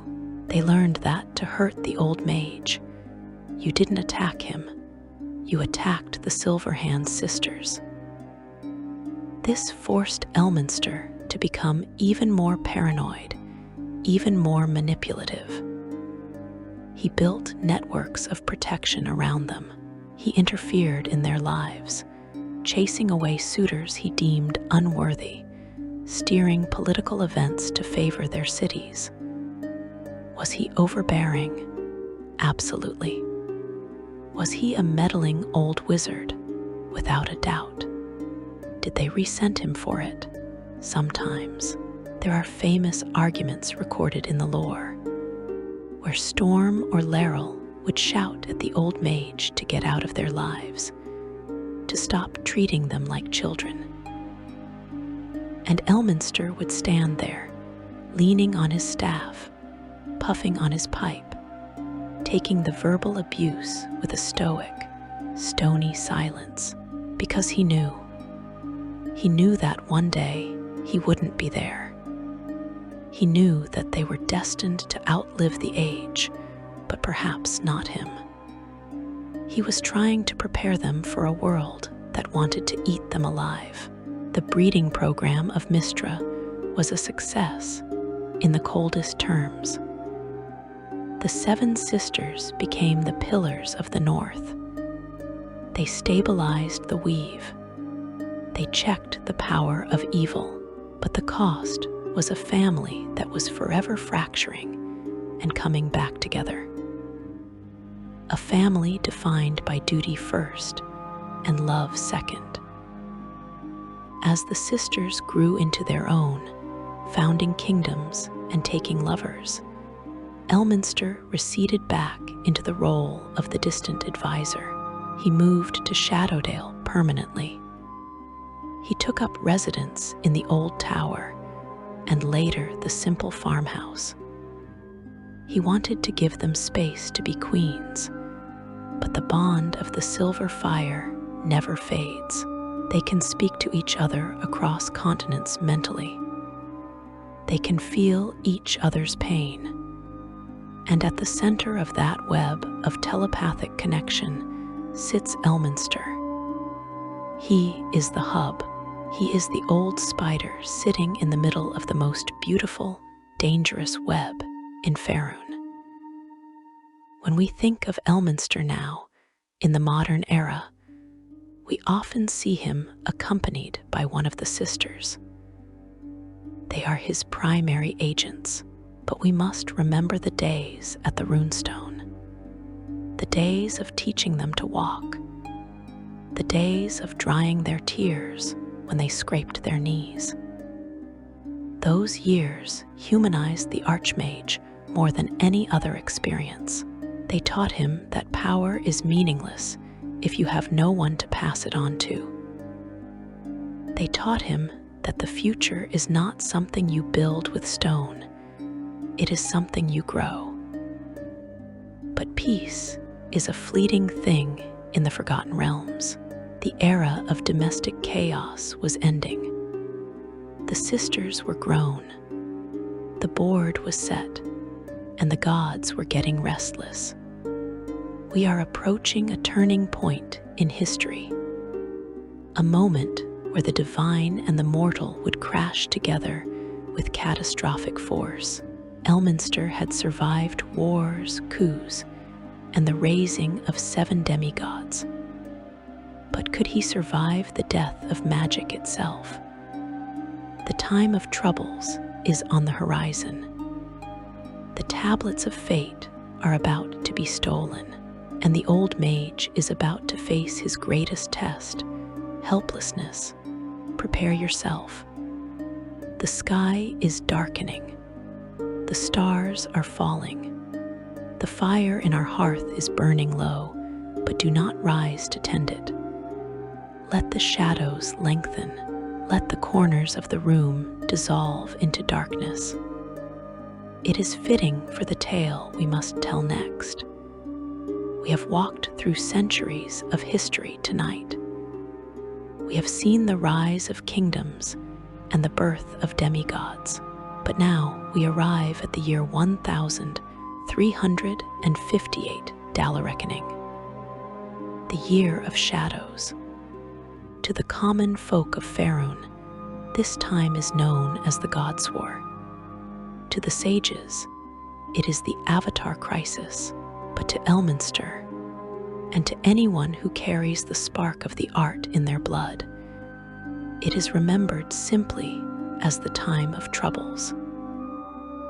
Imagine waking up one morning and finding that gravity has decided to pull sideways instead of down. Imagine that the air you breathe suddenly turns to water, then to fire, then to butterflies.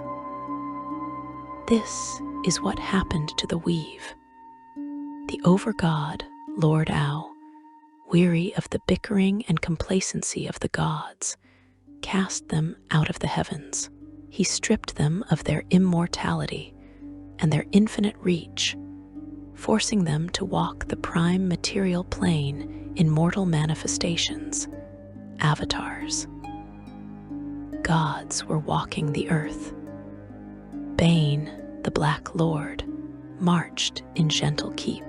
Baal, the Lord of Murder, stalked the alleys of the Moonsea. But for Elminster, the horror was not just the monsters roaming the countryside. It was the silence. For over 1,000 years, Elminster had been connected to the weave. It was a constant hum in the back of his mind, a comforting presence, a source of warmth and information. He was the chosen. He was plugged into the mainframe of reality. On the morning the crisis began, that connection was severed. It wasn't a clean cut. It was a shattering. Magic didn't vanish. It went insane. We call this wild magic. If Elminster tried to cast invisibility, he might turn bright blue and start floating. If he tried to cast a fireball, it might rain daffodils. Or worse, the fire might center on him. The reliable, mathematical formulas he had spent centuries perfecting were suddenly useless. The sheet music had been torn up, and the orchestra was playing in reverse. This period is the ultimate test of the character we have been profiling. If Elminster were merely a wizard, if he were just a man of books and spells, he would have died in the first week of the Troubles. Many Archmages did. They relied so heavily on their magical wards, their contingencies, and their summoned guardians that when the magic failed, they were helpless. They were eaten by owlbears or stabbed by goblins. But Elminster had been a prince. Elminster had been a thief. Elminster had been a priestess. He reached into his dusty wardrobe and pulled out something he hadn't worn in ages. Chainmail. He went to the heavy chest at the foot of his bed and retrieved the lion's sword. The Archmage was gone. The old rogue was back. During the time of troubles, Shadowdale became the epicenter of the storm. The Gentarim, the dark network of slavers and wizards serving Bane, saw their chance. They knew the old mage was depowered. They knew the magical wards protecting the Dale were flickering. They marched an army south to crush the valley once and for all. Elminster could not wave his hand and disintegrate them. He could not summon a meteor swarm to crush their ranks. So he fought them with grit. He rallied the Dalesfolk. He used alchemical traps, mundane chemistry that didn't rely on the fickle weave. He used guerrilla tactics, leading Gentarim patrols into the deep woods where the elves could pick them off. He stood on the bridge over the river Ashaba, sword in hand, fighting shoulder to shoulder with the mundane warriors of the Dale. It was a brutal, bloody, unglamorous war. There were no sparkling lights, only the smell of sweat, blood, and fear. But the physical war was nothing compared to the spiritual devastation. We must discuss the death of Mystra. The goddess of magic, in her avatar form, sought to return to the heavens. She believed that she, being the weave itself, was exempt from Au's punishment. She attempted to ascend the celestial stairway, but the way was barred by Helm, the god of guardians. Helm does not compromise. He does not bargain. He had his orders. No god passes. The confrontation was brief and catastrophic. Mystra tried to force her way past. Helm struck her down. Elminster felt it happen. He was miles away, perhaps fighting off a Gentarim raiding party or tending to the wounded. But when Mystra died, every chosen felt a psychic backlash that nearly killed them. Imagine the person you love most in the universe, the mother of your spirit, the source of your power. Imagine feeling them cease to exist. It was a void, a black, screaming hole in the center of Elminster's soul. The silver fire within him dimmed. For the first time in a millennium, he was truly alone. He collapsed. Lore describes him being practically catatonic with grief. The mental anguish of the chosen during this moment is said to be one of the greatest pains a mortal can endure. Most would have gone mad. The symbol, his wild lover, nearly destroyed a mountain range in her agony. But Elminster held on. Why? Because he knew the secret. He knew that magic cannot die. If magic dies, Toril dies. The weave must be repaired. A successor must be found. He pulled himself out of the despair. He wiped the blood from his sword and the tears from his eyes. He focused on a young woman named Midnight. Midnight was a mortal mage, one of the adventuring party caught up in the chaos of the Tablets of Fate. She was not a princess or a queen. She was, in many ways, just a woman, but she carried a spark. Elminster recognized that spark.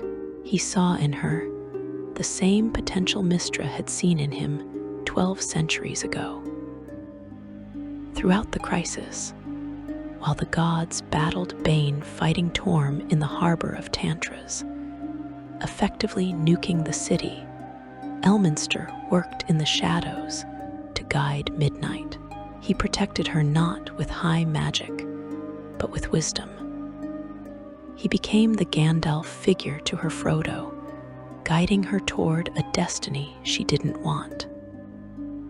When the dust settled, when the Tablets of Fate were returned to Au and the gods were reinstated, it was Midnight who ascended. She took the name Mystra.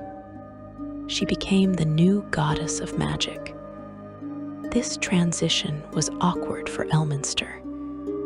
He had been the lover and confidant of the previous Mystra. Now, his goddess was a woman who had been a mortal adventurer only weeks ago, a woman he had mentored. The dynamic shifted. The deep, ancient intimacy was replaced by a respectful distance. The new Mystra honored Elminster, kept him as her chosen, and relied on his knowledge to understand her new duties. But it was different. The old magic was gone. The weave was restored, but it felt different to the touch, crisper perhaps, but less wild. Elminster survived the time of troubles not because he was the strongest wizard, But because he was the most adaptable human, he proved that without his magic, he was still Elminster. He was still a hero. However, the chaos of 1,358 Doctor was only a prelude. The enemies of the realms had learned that the Archmage could bleed.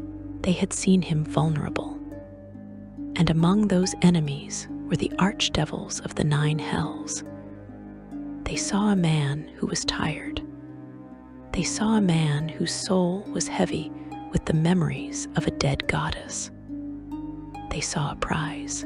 We are now approaching the darkest chapter in Elminster's personal history. We are leaving the battlefields of the realms and descending into the pit. You may want to steel yourself.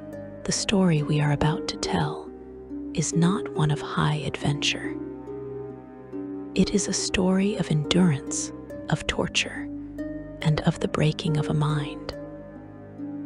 It is the story of what happens when you drag a creature of pure light into a world of absolute darkness. Elminster is going to hell. Draw your chair closer to the fire, closer still. Tonight, the warmth of the hearth feels insufficient, doesn't it? There is a chill in the air that no amount of wool or timber can truly banish. We are about to descend. We are leaving the green fields of the dales. We are leaving the starlight of Mystra's temple. We are going to a place where the sky is the color of a bruised plum and the ground screams when you walk upon it. We are going to the 9 hells. The year is 1,372 Dalareckoning. The year of wild magic. The realms were once again in turmoil. The floating city of Shade, an enclave of Netherese wizards who had been trapped in the plane of shadow for thousands of years, had returned to Faerun. With them came darkness, conquest, and a threat to the weave itself. Elminster, as always, was at the forefront of the defense. He was in the city of Everesca, battling the Faerim and the Shadowvar. He was throwing around magic that would make a lesser wizard's head explode. But in the heat of the conflict, a rift opened, a breach in reality. To save the city, to save the people, Elminster did what Elminster always does. He threw himself into the breach to seal it from the inside. He succeeded, but the cost was not death, it was abduction. The breach did not lead to the void, it led to the hells. Specifically, he fell into the clutches of an archdevil named Nurgle. Now, Nurgle is a fascinating villain in the lore. He is not one of the supreme rulers, like Asmodeus or Mephistopheles. He was an exile, a deposed archdevil desperate to claw his way back up the infernal hierarchy. He didn't just want to kill Elminster. Killing him would send his soul to Mystra, and Nurgle would gain nothing. Nurgle wanted the silver fire.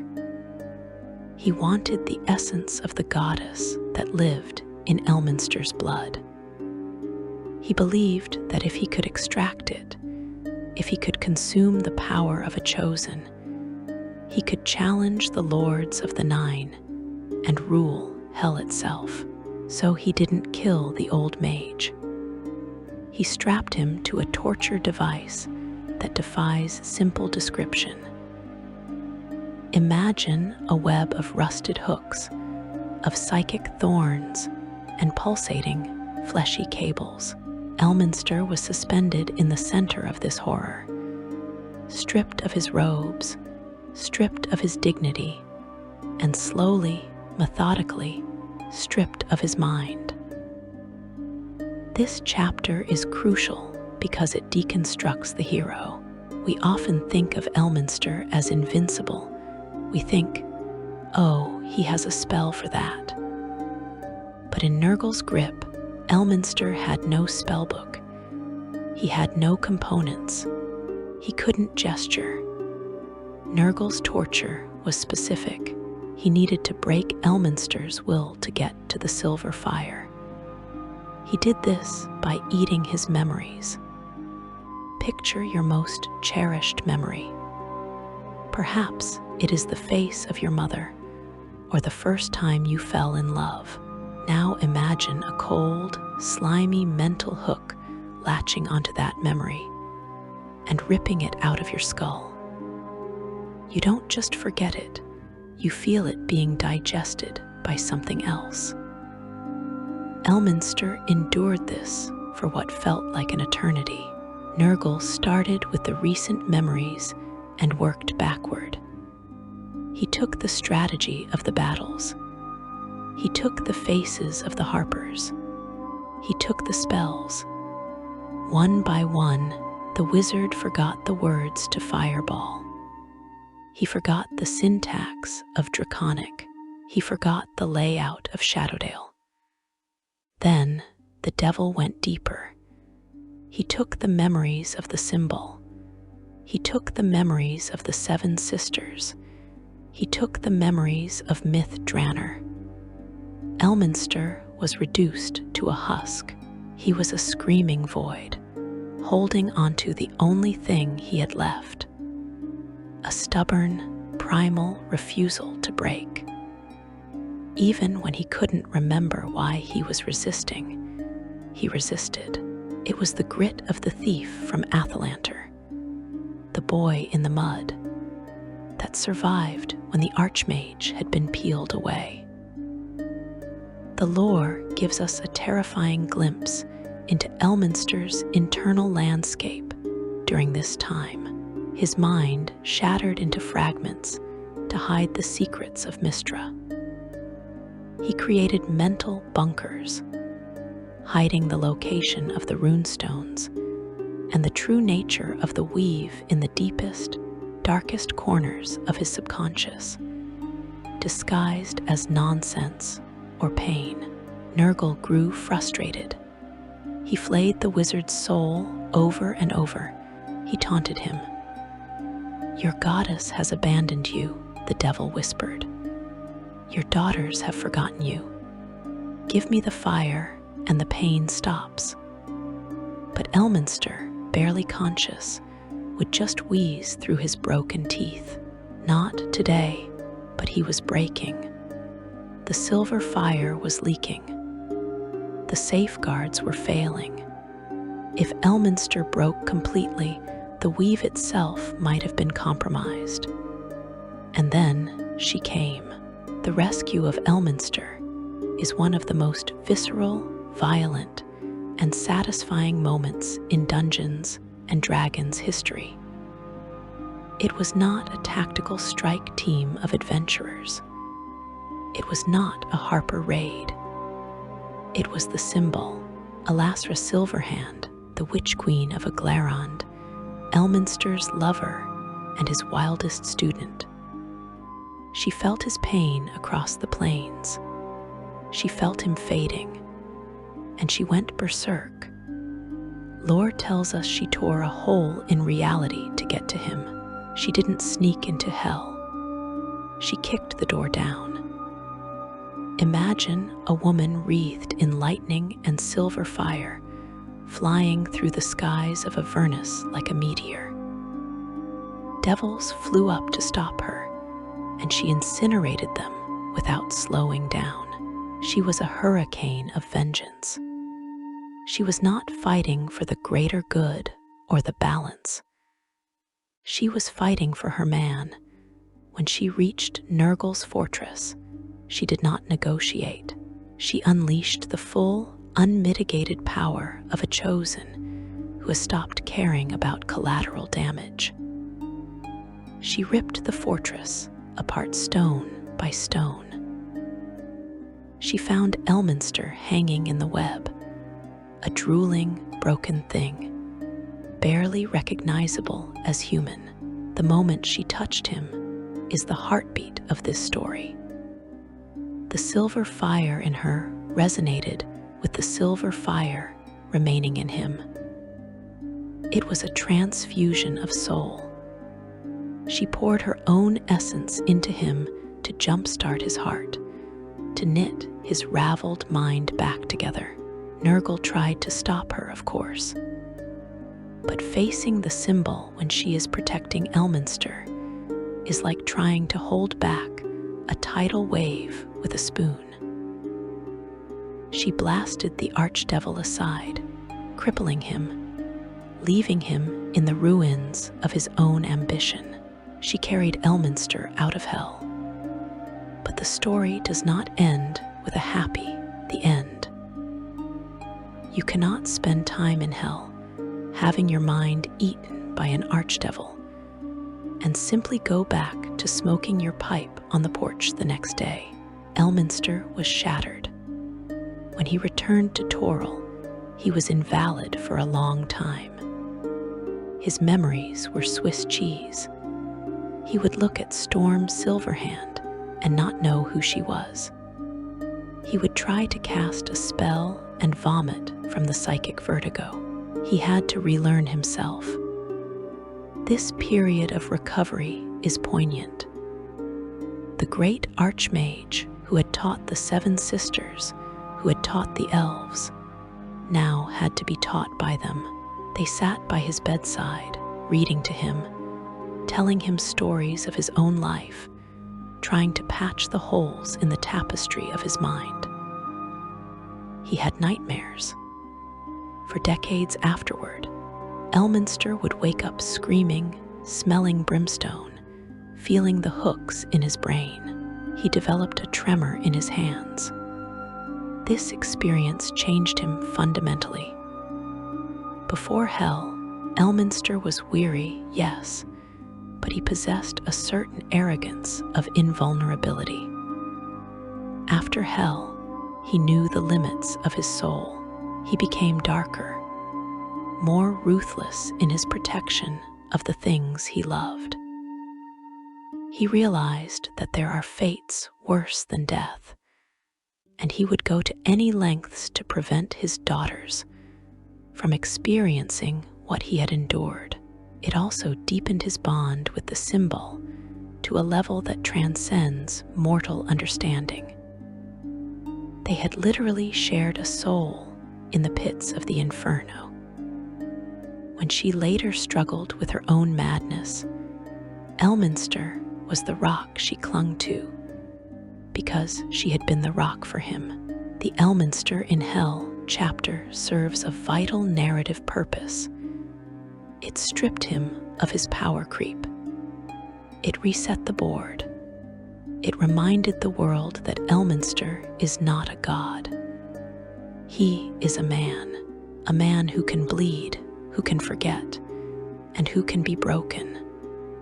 And yet he rebuilt. Slowly, the memories returned. Slowly, the power flowed back. The old mage picked up his pipe again. He put on the battered hat. He walked out to the Old Skull Inn and ordered a tankard of ale. But if you looked closely into those old eyes, deep in the pupils, you could see the reflection of flames that never go out. You could see the shadow of the torture rack. He was back, but he was scarred. And it is a good thing he was back, because the cosmos was not done with him. The wheel of fate was turning toward an event even more catastrophic than the time of troubles, an event that wouldn't just kill a god, but would murder the weave itself. The blue fire was coming. The spell plague was approaching. Elminster had survived the fire of hell. Now, he would have to survive the dissolution of reality. Take a drink of water. The air here has been heavy with the description of torment. Clear your palate. We are leaving the hells behind, but we are walking toward a disaster that will reshape the very geography of the Forgotten Realms. We are moving to the year 1385, Dr. the year the magic broke. The air in the room feels heavy now, doesn't it? The fire in the hearth seems to sputter, turning an unsettling shade of azure for just a fleeting moment. You blink, and it is orange again. But the memory of that unnatural color remains burned into your retina. We have arrived at the catastrophe. If the time of troubles was a storm, the event we are about to discuss was a supernova. It was the moment the fundamental laws of existence were repealed. It was the moment the Forgotten Realms ceased to be forgotten and simply became broken. The year is 1385 Dalareckoning. The year of blue fire. Elminster had only recently recovered from his ordeal in the Hells. The scars on his mind were knitting together. He was back in Shadowdale, perhaps thinking that the worst was behind him, that he had paid his dues to fate. He was an old man enjoying the simple pleasure of a sunrise, believing that the balance was restored. He was wrong. Far away, in the divine realm of Tuiomarheart, a conspiracy was unfolding that would shatter the cosmos. Sirik, the Prince of Lies, the mad god who had ascended during the time of troubles, and Shar, the goddess of loss and night, had formed an alliance. It was a pact born of malice and jealousy. They murdered Mystra. This was not a duel. It was not a battle of avatars on a mountaintop. It was an execution in her own home. Sirik, wielding a blade forged from pure hatred and shadow, stabbed the goddess of magic. When Mystra died this time, she did not merely fall. She did not transfer her power to a successor. She burst. Imagine a dam holding back an ocean of raw, chaotic energy. Now imagine that dam instantly vanishing. The weave, the structured, ordered fabric that allowed magic to exist, that allowed physics to function, dissolved. In Shadowdale, Elminster didn't just hear the news. He exploded. As a chosen, he was a living anchor of the weave. When the weave collapsed, the feedback loop was instantaneous and devastating. The silver fire that flowed through his veins, the gentle, healing light of the goddess, turned instantly into the blue fire of the spell plague. Azure flames erupted from his eyes, his mouth, and his fingertips. It was not a fire that burned flesh. It was a fire that burned reality. It warped his bones. It twisted his muscles. It scrambled his thoughts. Elminster fell to the ground, writhing in an agony that made the torture of Nurgle seem like a pleasant dream. The magic he had spent 12 centuries mastering was gone. In its place was a screaming, chaotic torrent of energy that wanted to consume him from the inside out. He should have died. By all rights, every chosen should have detonated like a magical nuclear warhead. And indeed, the world around them was tearing apart. The geography of Toril was being rewritten. Entire continents swapped places with the twin world of a bear. The landscape of Faerun buckled and heaved. But Elminster did not die. His survival in the immediate aftermath of the spell plague is a testament to his sheer, stubborn refusal to quit. He forced his will upon the blue fire within him.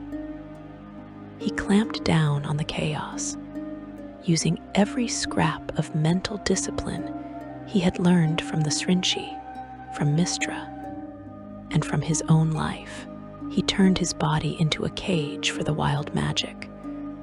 But the cost was absolute. The Archmage was gone.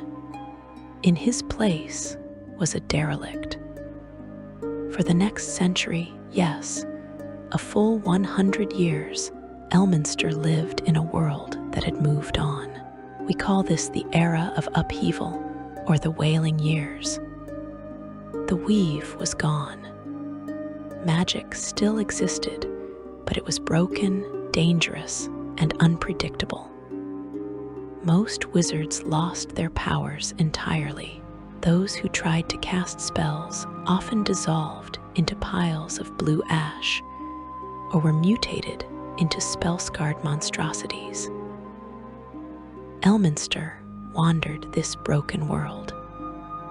He was no longer the sleek, powerful figure in red robes.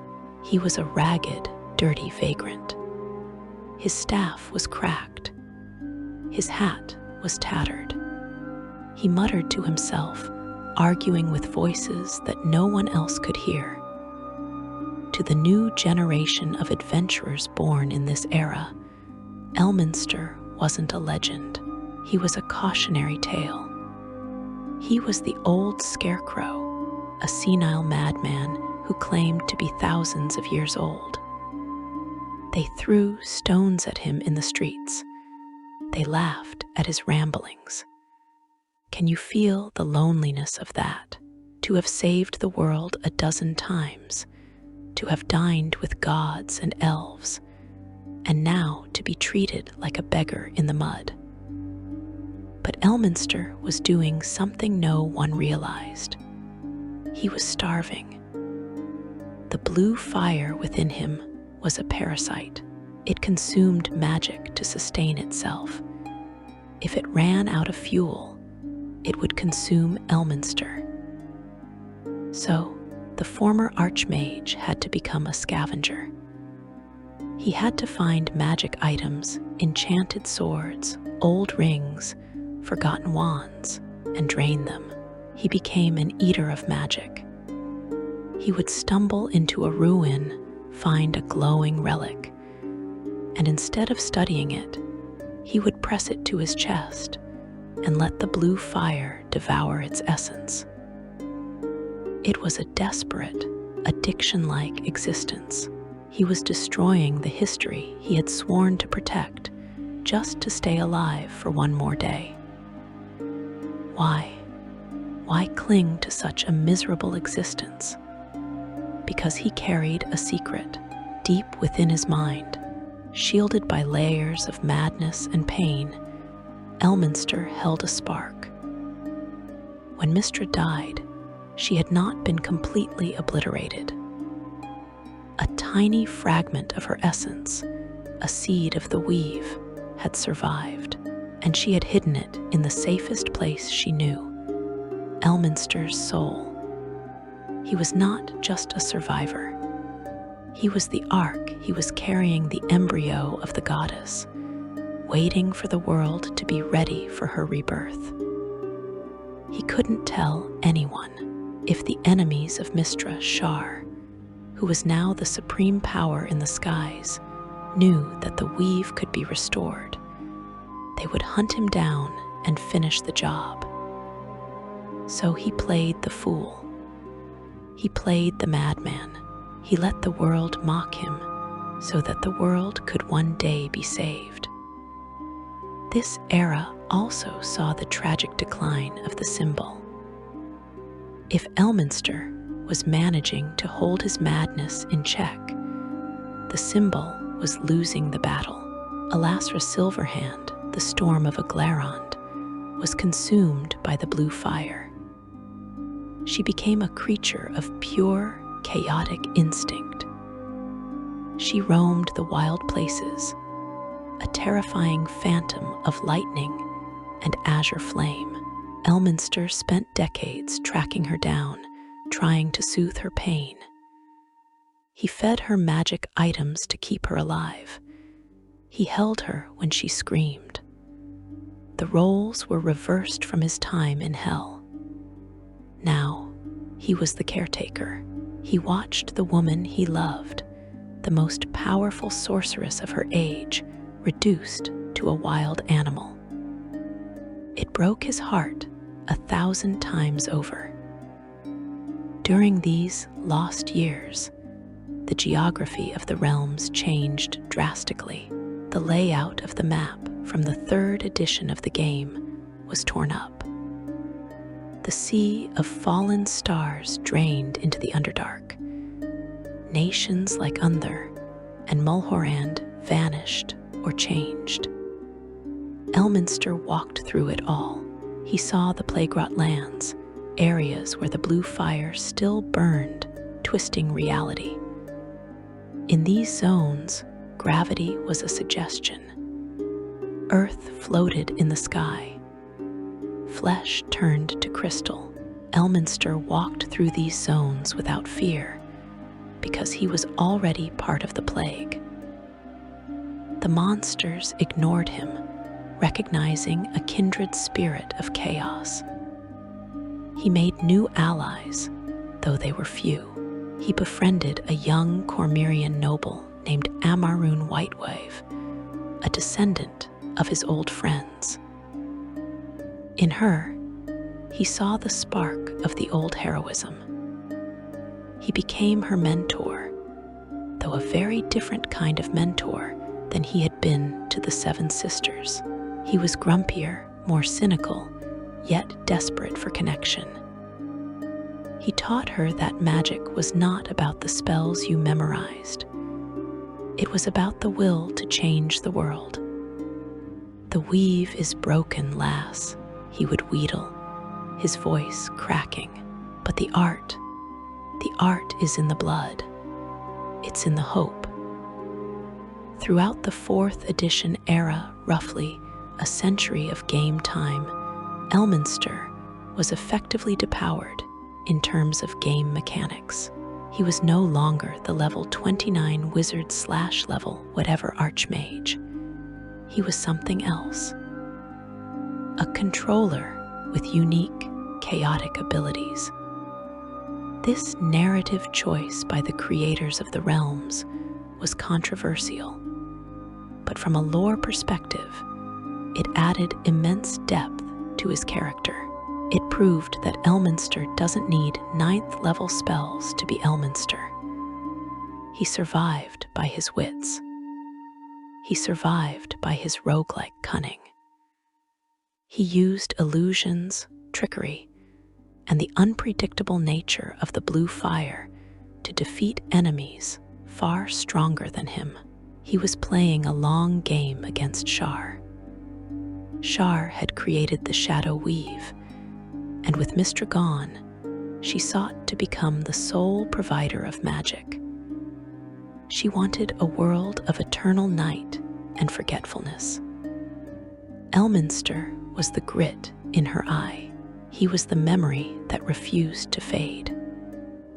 As the century dragged on, the blue fire began to stabilize. The world settled into a new, albeit scarred, normal. The spell plague ended, but its effects lingered. Elminster was tired. He was physically aging again.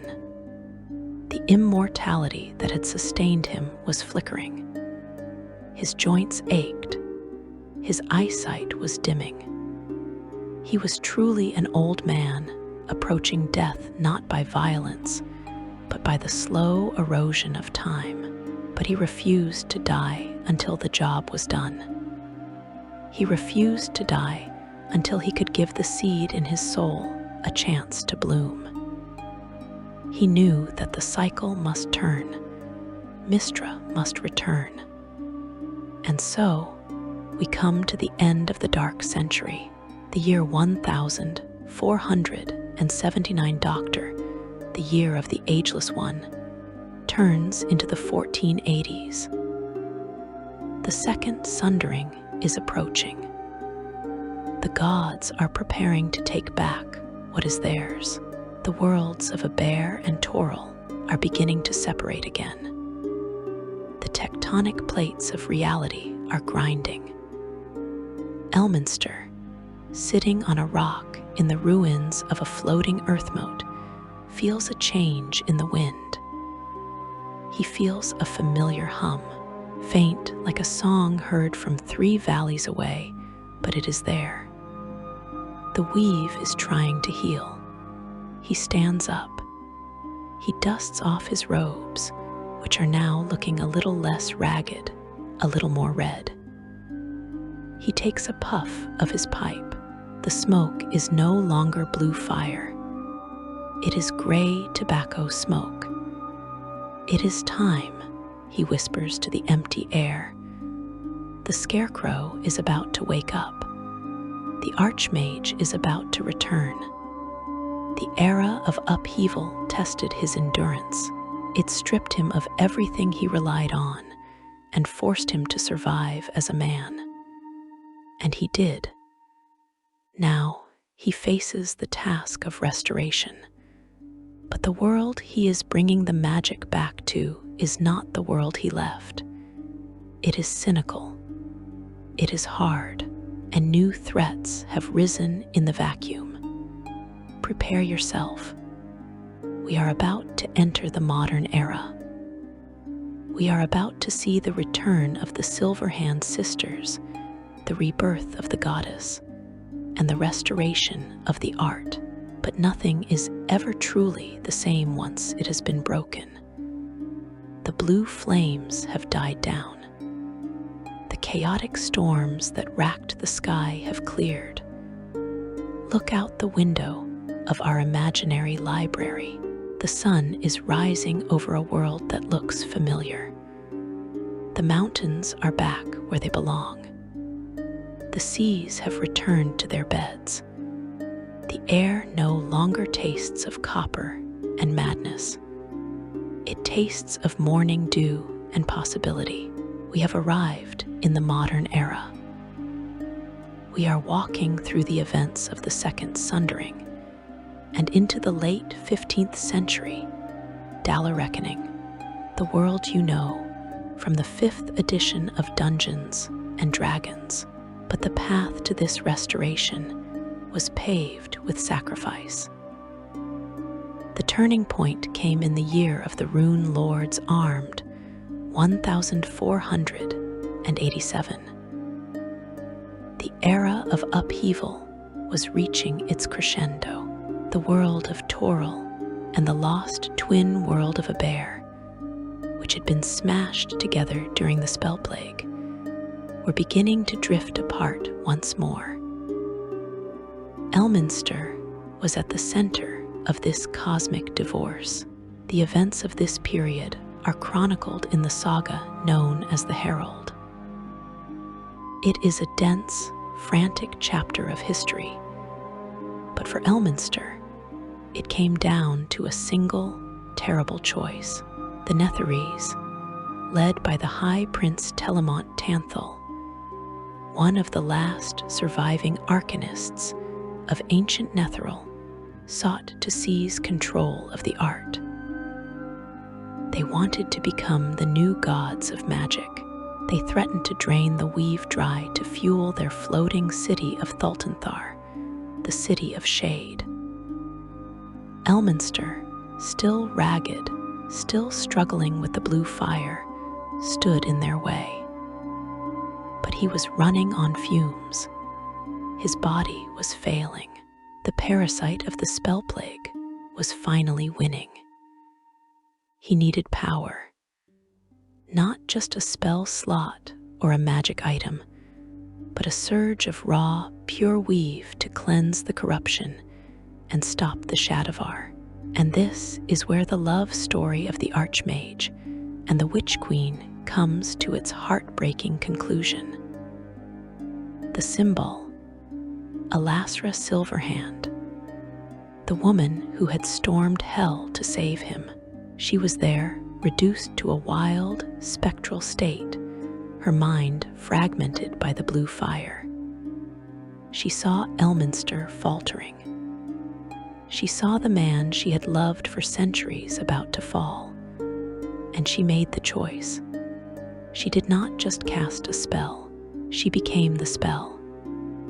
The symbol surrendered her physical form, her life force, and her silver fire. She poured everything she was into Elminster. It was not a gentle transfer. It was a collision of souls. Elminster screamed as the blue fire was purged from his system, replaced by the silver, purifying flame of Elasra. She burned away the madness. She burned away the age and the infirmity. She knit his bones back together and cleared the fog from his mind. But when the light faded, she was gone. The symbol died that day. Her body dissolved into mist. And this is a vital piece of deep lore, she is not truly gone.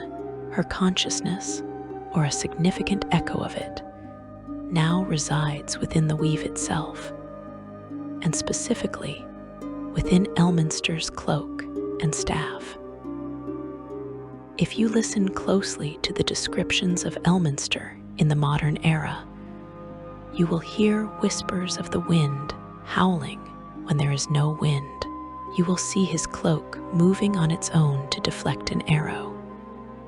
That is her. That is the symbol, still protecting her old mage from beyond the veil. With her power and the events that followed, Mystra was fully restored. The goddess of magic returned, not as the fragmented, hiding spirit she had been, but as the true mother of the weave. She reclaimed her portfolio. She repaired the fabric of reality. The floating city of shade crashed. The Netherese threat was ended. The worlds separated. And Elminster Aumar stood in the wreckage, breathing clean air for the first time in a century. He was back. The restoration of Elminster to his full power is a significant shift in the status quo. The old scarecrow was retired. The Archmage returned. But he was not the same man who had walked into Myth Draenor 1,000 years ago. He is now a man carrying the weight of two souls. He is a man who has seen the end of the world and lived to see it restart. In the years following the Second Sundering, specifically moving into the 1490s Doctor, Elminster assumed a new role. He became the stabilizer. One of his first tasks was aiding the return of Laeral Silverhand. Laeral, like her sisters, had suffered during the spell plague. She had been presumed dead or lost to madness. But with the weave fixed, she returned. Mystra, however, had a specific task for her. She could not just be an adventurer. The North needed a leader. Elminster guided Laeral to Waterdeep. The City of Splendors was in political turmoil. The previous Open Lord, Dagult Neverember, had been ousted and went on to rule Neverwinter. The city needed a steady hand. Elminster helped engineer the rise of Laeral Silverhand to the position of Open Lord of Waterdeep.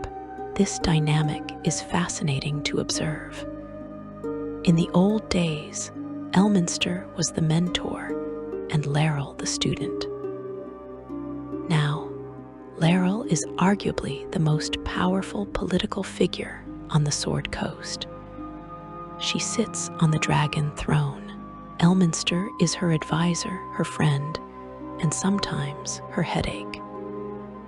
They meet often in the Palace of Waterdeep or in quiet taverns. They speak of the old days of the sisters they have lost, Selune, the symbol, dove who fell during the sundering. They are the last two titans of their family left standing in the spotlight. But Elminster does not stay in the city. He hates politics. He returned to Shadowdale. The old skull inn still stands. His tower, often destroyed, has been rebuilt, or rather, he lives in a humbler farmhouse that is bigger on the inside than the outside. So, what does the Archmage do in the modern 5th edition era? He is the janitor of the realms. With the weave restored, new threats have arisen to test it. The cult of the dragon attempted to summon Tiamat. The demon lords invaded the Underdark. The archdevil Zariel tried to drag the city of Elturel into Avernus. Elminster has been involved in all of these events, usually from the periphery. He closes the rifts that are too big for adventurers to handle. He provides the exposition that guides the heroes to the right dungeon. He has also taken on a new generation of apprentices, though apprentice implies a formal structure that Elminster no longer uses. He mentors by interference. Take, for example, the Wizard Gale of Waterdeep. If you are familiar with the events of Baldur's Gate 3, you know of Gale Decarios. Gale was a prodigy, a man who, like Elminster in his youth, caught the eye of Mystra. But Gale's ambition led him to make a terrible mistake, embedding a Netherese destruction orb in his chest. Elminster's role in Gale's story is quintessentially Elminster. He arrives at the camp, tired, hungry, asking for wine and cheese. He looks like a grandfather visiting for the holidays, but he brings a message of doom. He tells Gale that Mystra demands a sacrifice. That Gale must detonate the orb to destroy the Absolute. This shows us that the ruthless streak in Elminster has not faded. He is willing to tell a man to blow himself up if it saves the world. He is the bearer of hard truths. However, if Gale chooses a different path, if he seeks to solve the problem without suicide, Elminster does not stop him. He watches. He approves of the ingenuity. He wants people to prove him wrong. He wants the mortals to be better than the math suggests. In the late 1490s, Elminster is also deeply concerned with the state of the Hells. Having been a prisoner there, he takes the blood war personally. He works to prevent the infernal politics of Asmodeus from spilling over into Faerun. He has been seen sealing portals in the High Moor and whispering in the ears of the Tiefling refugees, guiding them to safety.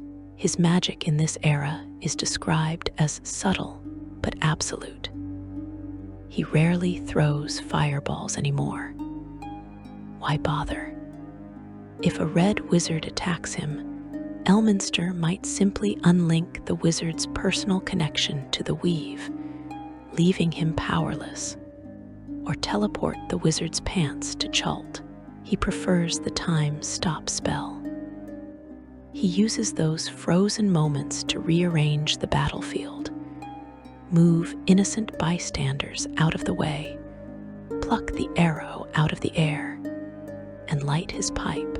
When time resumes, the problem is often already solved. He also spends a significant amount of time writing. He is compiling the history of the world. He knows that he cannot live forever, though he has made a good go of it, and he is terrified that the lessons of the past will be forgotten. He writes furiously filling tome after tome with the true accounts of the Godswar, the fall of Myth Draenor, and the Spell Plague. He hides these books. He gives them to the Candlekeep monks. He buries them in dungeons. He is seeding the future with the truth. But there is one place he sends his stories that is stranger than any dungeon. One destination for his lore that defies the boundaries of the crystal sphere of Toril. We must discuss the strange, metatextual relationship between Elminster and a wizard from another world entirely. A world with no magic, but many storytellers. A world called Earth. This brings us to the most peculiar, delightful, and canon aspect of Elminster's travels. He does not just walk the plains of the Abyss or the Feywild. He walks the leafy streets of Ontario, Canada. He visits a man named Ed. It sounds like a madness, doesn't it? But in the deep lore of the Forgotten Realms, the connection to our world is real. Elminster is the primary source of all the Dungeons and Dragons books you read. He dictates them. Are you ready to step through the portal? Are you ready to leave the realms for a moment and sit on a patio with the old mage and his scribe? We are about to explore the final frontier of his travels. The fourth wall is about to be broken, but in a way that is completely respectful to the immersion of the story.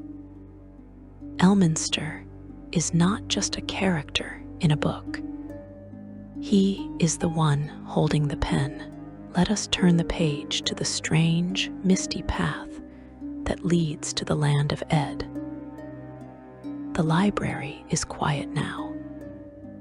The tales of wars, plagues, and shattered goddesses hang in the air like the smoke from a recently extinguished candle.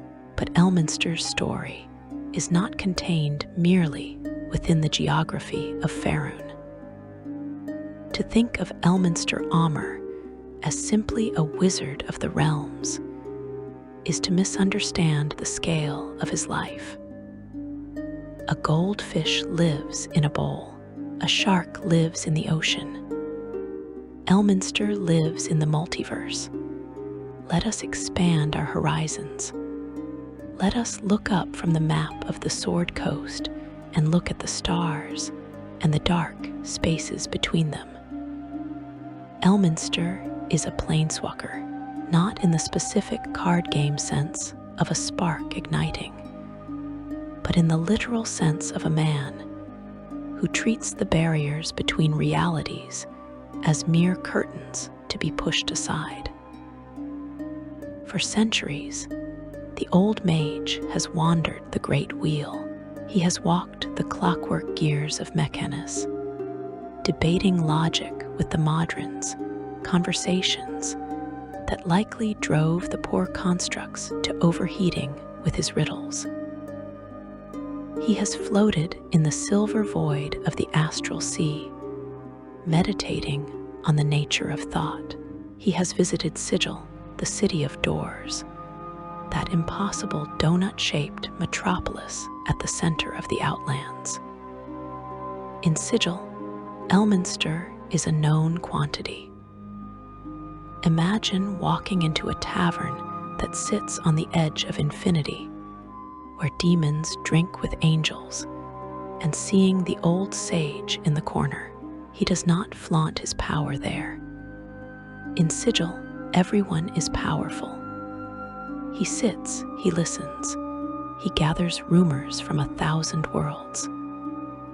To the Lady of Pain, the enigmatic ruler of Sigil, Elminster, is perhaps one of the few visitors she tolerates, primarily because he knows better than to disturb her shadow. But there is one destination in Elminster's itinerary that is stranger than the hells, more baffling than the abyss, and more exotic than the Feywild. It is a world with no magic. A world of steel machines and glowing glass screens. A world where dragons are myths and wizards are characters in games. It is a world called Earth. Yes, you heard me correctly. This is not a metaphor. In the deepest, truest lore of the Forgotten Realms, Elminster Aumar is a frequent visitor to our world. Sit with that for a moment.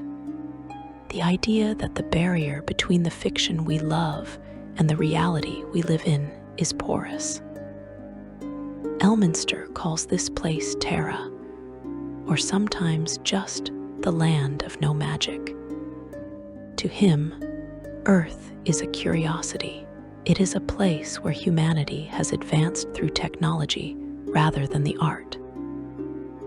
He finds our obsession with clockwork devices, cars, computers, smartphones to be quaint, noisy, and smelly, but impressively ingenious for a species that cannot cast a simple mending cantrip. But why does he come here? He comes to visit a scribe. In the lore, there is a specific location, a portal terminus that opens into the library of a man named Ed Greenwood. Now, in our reality, Ed Greenwood is the creator of the Forgotten Realms. He is the author, the game designer, the man who dreamed up Elminster in his childhood. But in the canon of the realms, the relationship is inverted. Ed Greenwood is not the creator, he is the chronicler. He is the Archmage of the Guild of Naturalists, a contact Elminster cultivated centuries ago. Picture the scene. It is a crisp autumn evening in Ontario, Canada. The leaves are turning gold and crimson, colors that remind Elminster of the high forest. In a cluttered study filled with books, a portal swirls open. It does not roar like a fireball. It opens with the scent of ozone and pipe tobacco. Out steps Elminster. He likely has to duck to avoid hitting his head on a ceiling fan. He is wearing his robes, perhaps looking a bit dusty from a trek through the Anauroch Desert just moments before. He sits down in a comfortable armchair. He helps himself to the wine and cheese that Ed has left out for him. Elminster is notoriously fond of earth cheese, finding it sharper than the varieties in Shadowdale. And then they talk. This relationship is the bridge between our world and theirs. Elminster dictates the history of the realms to Ed. He tells him the secrets of the Chosen, the politics of Waterdeep, and the true nature of the gods. Ed writes it down frantically, trying to capture the old mage's rambling, riddle-filled narrative. This explains so much about the lore inconsistencies we find in the books. Why do the source books sometimes contradict each other? Why does history seem to change? Because Elminster is an unreliable narrator. He lies. He exaggerates. Sometimes he forgets details. Sometimes he deliberately obfuscates the truth to protect a secret, or to make himself look better, or simply to mess with the scribes. When you read a Dungeons and Dragons sourcebook, you are reading the Elminster accounts, filtered through a human writer on Earth who is trying his best to make sense of a wizard who speaks in archaic common. Elminster views these visits as a form of insurance. Why do I tell you these things, Ed? He might say, puffing on his pipe, filling the Ontario room with blue smoke that sets off the smoke detector.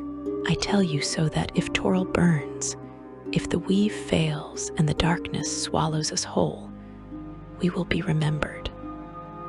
Our story will live on in your world. As long as someone on Terra reads of the realms exist. It is a beautiful, melancholy thought. We are the backup hard drive for the Forgotten Realms. But Elminster is not the only one who visits. We must speak of the Wizards 3. For many years, there was a tradition documented in the pages of Dragon magazine of a secret dinner party held between the greatest wizards of the multiverse. The location would rotate. Sometimes it was Elminster's Tower in Shadowdale. Sometimes it was the home of Mordenkainen on the world of Oerth, the Greyhawk setting. And sometimes it was Ed Greenwood's house on Earth. The guests were legends.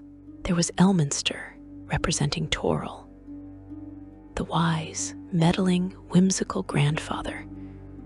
There was Mordenkainen, representing Oerth, the bald, stern, pragmatic master of the balance, the man who invented the magnificent mansion and disjunction, and often a third, usually Dalimer the Dark from the world of Kryn Dragonlance, or sometimes the mysterious Rothine. Imagine the conversations at that dinner table. Mordenkainen would criticize Elminster for being too involved, for babysitting the realms. You coddle them, Elminster, he would scowl. You let them rely on you. You disrupt the balance. Elminster would laugh, pouring more wine. And you, Mordenkainen, are too cold. You treat mortals like chess pieces. Magic is about life, not just equations. Dalimer, the dark elf necromancer, would watch them both with a sneer, making snide comments about the lack of ambition in good wizards. They would swap spells. This is the in-universe explanation for why spells like Mordenkainen's Faithful Hound appear in the Forgotten Realms spellbooks. Elminster learned them from Mordenkainen over dinner and brought them back to Faerun. Conversely, Mordenkainen learned Elminster's evasion and took it back to Greyhawk. They would discuss the threats that span the multiverse. They would talk about the Blood War, the Illithid empires, and the strange entities from the far realm. These meetings humanize Elminster in a way that nothing else does. Among the mortals of Toril, he is a godlike figure, always teaching, always protecting. But among the Wizards 3, he is just a peer. He can complain about his aching knees. He can complain about how annoying the Harpers are. He can relax. His travels to Earth also imply that Elminster has access to modern knowledge. He knows what a gun is, though he considers it a crude wand. He knows what a democracy is, though he finds it messy. He has seen the skyline of New York and the forests of the Amazon, viewing them through the lens of a man who has seen floating cities and crystal spires. There is a humorous anecdote in the lore where Elminster comments on Earth fashion. He finds our trousers restrictive and our lack of hats disturbing. A wizard without a hat, he grumbles, is just a man with a headache waiting to happen. But beyond the humor and the meta-narrative, these travels serve a crucial function in his psyche. They give him perspective. When you live in a world where gods walk the earth and magic can rewrite reality on a whim, it is easy to lose touch with the mundane. by visiting Earth, a world where people live and die without a single spark of magic, Elminster is reminded of the resilience of the mortal spirit. He sees how we build skyscrapers without levitation spells. He sees how we cure diseases without clerical healing.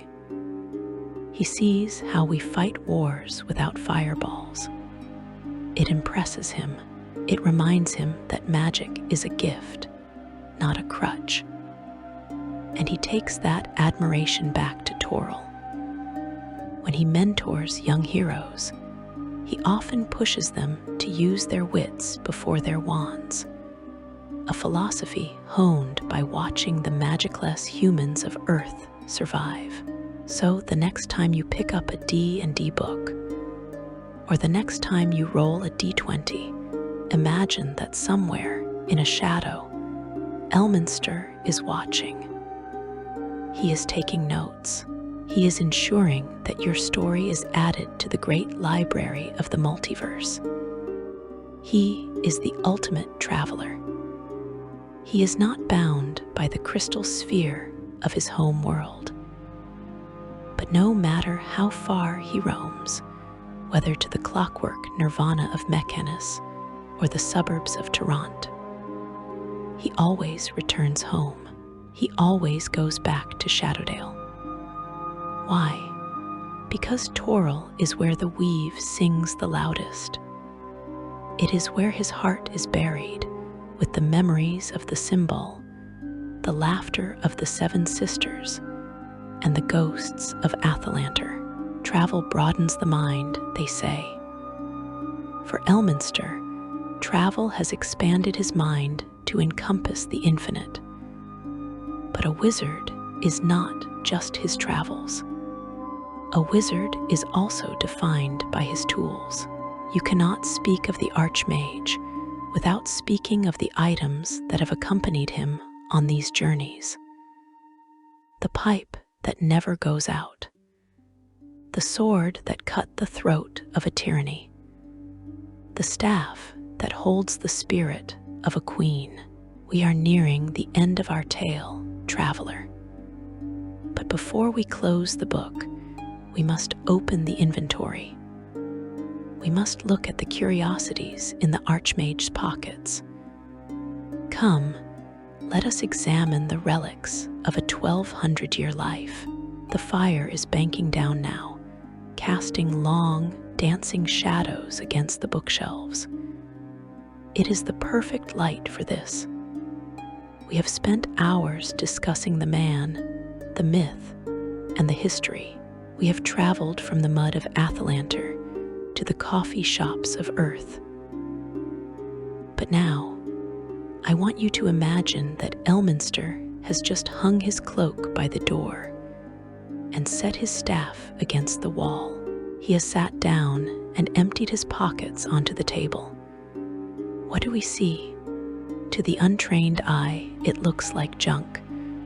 A battered pipe, a scratched ring, a sword that has seen too many whetstones, a few crumpled scrolls. But to us, the lorekeepers, the students of the art, this is a treasure hoard greater than any dragon's bed. These are the tools of the trade. These are the artifacts that have shaped the history of the realms. Let us pick them up one by one and examine the magic living inside them.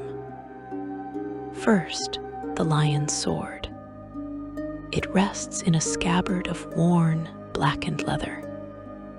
The hilt is wrapped in wire and old grip leather that has been stained by the sweat of centuries. The pommel is shaped like the head of a roaring lion, though the details have been smoothed down by time. This is not a wizard's staff. It is a weapon of war. In the mechanical language of the game, specifically looking at the texts from the 3rd edition of Dungeons & Dragons, the lion's sword is a thundering longsword of immense enchantment, often cited as a +5 weapon. That alone makes it a kingly gift. But the stats do not tell the story. This is the blade of King Elthrin. This is the sword Elminster clutched when he fled the burning palace of Athalantar as a boy. It is an anti-magic weapon in spirit, if not always in mechanic. It was forged to kill wizards. It was designed to cut through magical barriers, to disrupt concentration, to silence the chanting of arrogant magelords. Elminster is a high-level fighter as well as a wizard. He does not swing this sword like a frail scholar. He swings it with the muscle memory of a brigand and a prince. He uses it to parry spells. There is a specific technique he uses, catching a ray of magical energy on the flat of the blade and grounding it. It is a warrior's answer to the art. Next, look at the aver-smoking pipe. This is perhaps the most iconic item in his inventory. If you see a silhouette with a hat and a pipe, you know who it is. The pipe is gnarled, likely carved from the root of a shadowtop tree, or perhaps a weirwood. It looks unassuming, but it is a powerful, wondrous item. As the name suggests, it is always smoking. It does not require tobacco, though Elminster feeds it the finest and foulest weeds he can find to alter the aroma. The smoke serves a tactical purpose. It obscures his face from casual scrying. It creates a small, localized fog cloud that can disrupt the aim of archers. Lore suggests that Elminster can shape the smoke into images to entertain children or to communicate silently with allies, but mostly it is his stress relief. It is his anchor. When he is thinking through a problem that could end the world, he puffs on that pipe. The smell, described variously as burning autumn leaves, spicy pepper, or wet dog, is the smell of safety to his friends and the smell of doom to his enemies. It is said that the pipe can be lit or extinguished with a mere thought, and that it can survive being submerged in water or the vacuum of the void. Now, look closely at his hand, specifically the finger, the ring of protection. In early editions, this was simply listed as a ring of protection +3. In later lore, it is suggested to be even more potent, perhaps a ring of protection +5, or a unique artifact entirely. It is a simple band, silver or perhaps platinum, unadorned by gems. It hums with a protective field that deflects blows, turns aside arrows, and absorbs magical impact. Elminster is rarely seen without it. It is the passive shield that keeps him alive when he is caught by surprise. Combined with his natural dexterity, honed from his thief days, and the bracers of armor he often wears beneath his sleeves, Elminster is harder to hit than an armored knight. He dances through combat, the ring flaring with sparks as deadly attacks slide off him like water off a duck. And then there is the staff. In the modern era, especially after the Second Sundering, this staff is not just a stick of wood. As we discussed, it is a reliquary. It contains the essence of the symbol. When he holds it, he is holding her hand. The staff pulses with silver fire, It can unleash lightning storms that rival the wrath of the gods. It can absorb magic directed at him. It is a living thing. There are whispers that the staff guides his hand, blocking attacks he didn't see coming. It warms when danger is near.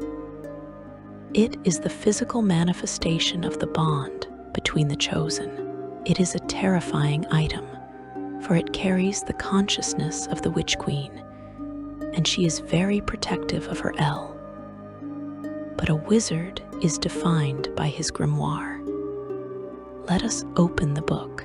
Elminster has created spells that are now staples of the wizarding world, though many have been forgotten or lost to the shifting of the editions.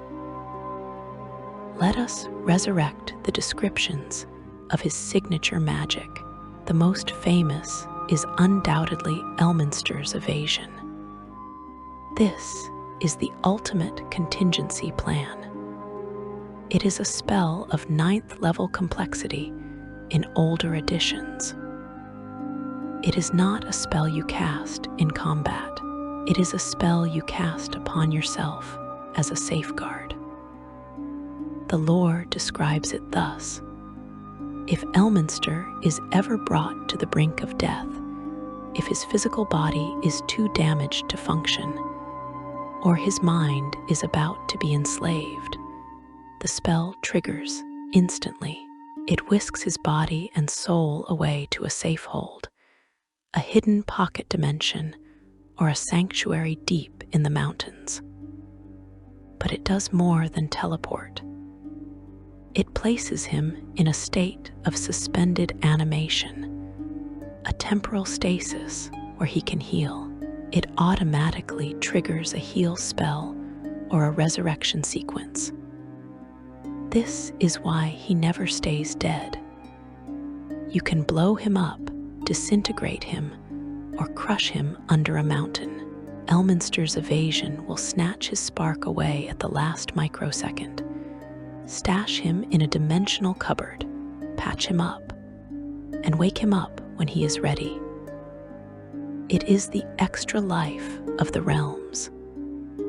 Then there is Elminster's effulgent epuration, a mouthful of a name, isn't it? He always did like his alliteration. This is a defensive masterpiece. Imagine a sphere of silvery light surrounding the caster. Floating within this sphere are several gem-sized motes of pure magic. When an enemy casts a spell at Elminster, be it a magic missile, a finger of death, or a disintegrate, one of the motes intercepts the incoming spell and annihilates it. It doesn't just block it, it drinks it. It is essentially a multi-charge counterspell that functions automatically. It allows Elminster to stand in the middle of a magical artillery barrage and simply smile, puffing on his pipe, as the deadliest curses in existence fizzle out against his glowing shield. It is the spell he used to humble the magelords of Athalantar. We should also mention the Thunderlance. While sometimes attributed to other creators, this spell is a favorite of the Seven Sisters and Elminster. It creates a lance of solid force that extends from the caster's hand. It can stretch up to 20 feet or retract to a dagger's length. It strikes with the force of a giant and booms like thunder on impact. Elminster loves this spell because it bridges the gap between mage and warrior. With a Thunderlance, he can duel a Ballard demon in melee combat. It appeals to the stag knight within him. And what of his safeholds? We mentioned them briefly. Elminster does not keep all his eggs in one basket. Across Faerun, and indeed across the plains, he has established hidden caches. Some are hollowed-out asteroids in the tears of Selûne, the asteroid cluster trailing the moon. Some are hidden basements in the cellars of innocuous bakeries in Waterdeep. Some are caves in the spine of the world, warded by illusions so powerful that a dragon would fly right past them. Inside these safeholds, he keeps backup spellbooks. He keeps spare robes. He keeps clones, a wizarding precaution where a copy of your body is grown to house your soul if you die. He keeps jars of pickled onions, which he is quite fond of. These safeholds ensure that even if Shadowdale is destroyed, even if his tower is toppled, Elminster can reboot. He is a decentralized network of power. Finally, we must discuss the Silver Fire. This is not an item, nor a spell in the traditional sense. It is the biological capability of a chosen. It manifests as a silver-white flame that can envelop his body or erupt from him. It can remove paralysis, cure lycanthropy, banish mind control, and heal mortal wounds. It allows him to go without food or sleep for days. But its most potent use is as a weapon. The Silver Fire can tear through dead magic zones. It can burn through the anti-magic field of a beholder's eye. It is raw, divine energy. It bypasses the rules. When Elminster uses the Silver Fire offensively, it is a sign that he has stopped playing games. He is not casting a spell. He is unleashing the goddess. It is a blast of pure white heat that leaves nothing but silence in its wake. Looking at these items, the sword, the pipe, the ring, the spells, we see a portrait of survival. Every item covers a weakness. The sword covers anti-magic. The pipe covers detection. The ring covers surprise. The evasion covers death. The Silver Fire covers everything else.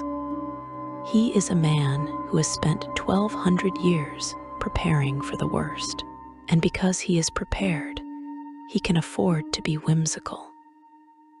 He can afford to be the kindly old man on the porch, because he knows that he is a walking fortress. He is the Batman of the realms, if Batman had the power of a demigod and a penchant for bad jokes. But gadgets and grimoires are just things. They rust, they fade, they break. The true magic of Elminster is not written on a scroll. It is written in his choices. We have one final section to cover. We must close the book. We must look at the legacy of the man and ask the final question. Is he a hero? Or is he something more complicated? The fire is dying. The story is nearly done. Prepare yourself for the farewell. The fire is almost gone. The logs have crumbled into a heap of glowing orange coals, pulsing faintly with the last heat of the night. The shadows in the room have claimed the corners, drawing in close like old friends, gathering for a final farewell. We have traveled a long road tonight. You and I, we started in the mud of the Stag Kingdom, watching a terrified boy flee a burning castle. We walked the crystal bridges of Myth Draenor before they fell. We crept through the shadows with the Harpers. We endured the torture of the 9 hells. We survived the madness of the blue fire. And we stood on the patio of a Canadian library, sharing cheese with a creator from another world. Now we must close the book. We must blow out the candle. But before we part ways, we must answer the question that hangs over the head of every great figure in history. It is the question that keeps Elminster himself awake on those long, quiet nights in Shadowdale. Is he a hero? If you ask the Gentarim, he is a demon. He is the old scarecrow who has thwarted their rightful conquests for 10 centuries. To the red wizards of Thay, he is an obstacle to the progress of magic, a hoarder of secrets who refuses to let the strong rule. Even to his allies, the answer is complicated. There are Harpers who resent his secrecy. There are kings who chafe under his meddling. There is a valid argument to be made that Elminster is a tyrant of the greater good. He manipulates the destiny of nations. He decides who sits on thrones and who rots in dungeons. He sends young adventurers to their deaths because his calculations say it is necessary to save the weave. Does one man have the right to wield that much influence? Does one man have the right to be the grandfather of an entire world? It is a heavy question, but consider the alternative. Consider a world without Elminster. Without him, the magelords might still rule the north, crushing the common folk under boots of iron and magic. Without him, the fall of Myth Draenor might have been total, with no one to preserve the high arts of the elves. Without him, the time of troubles might have ended with Bane or Cyric in total control of the heavens.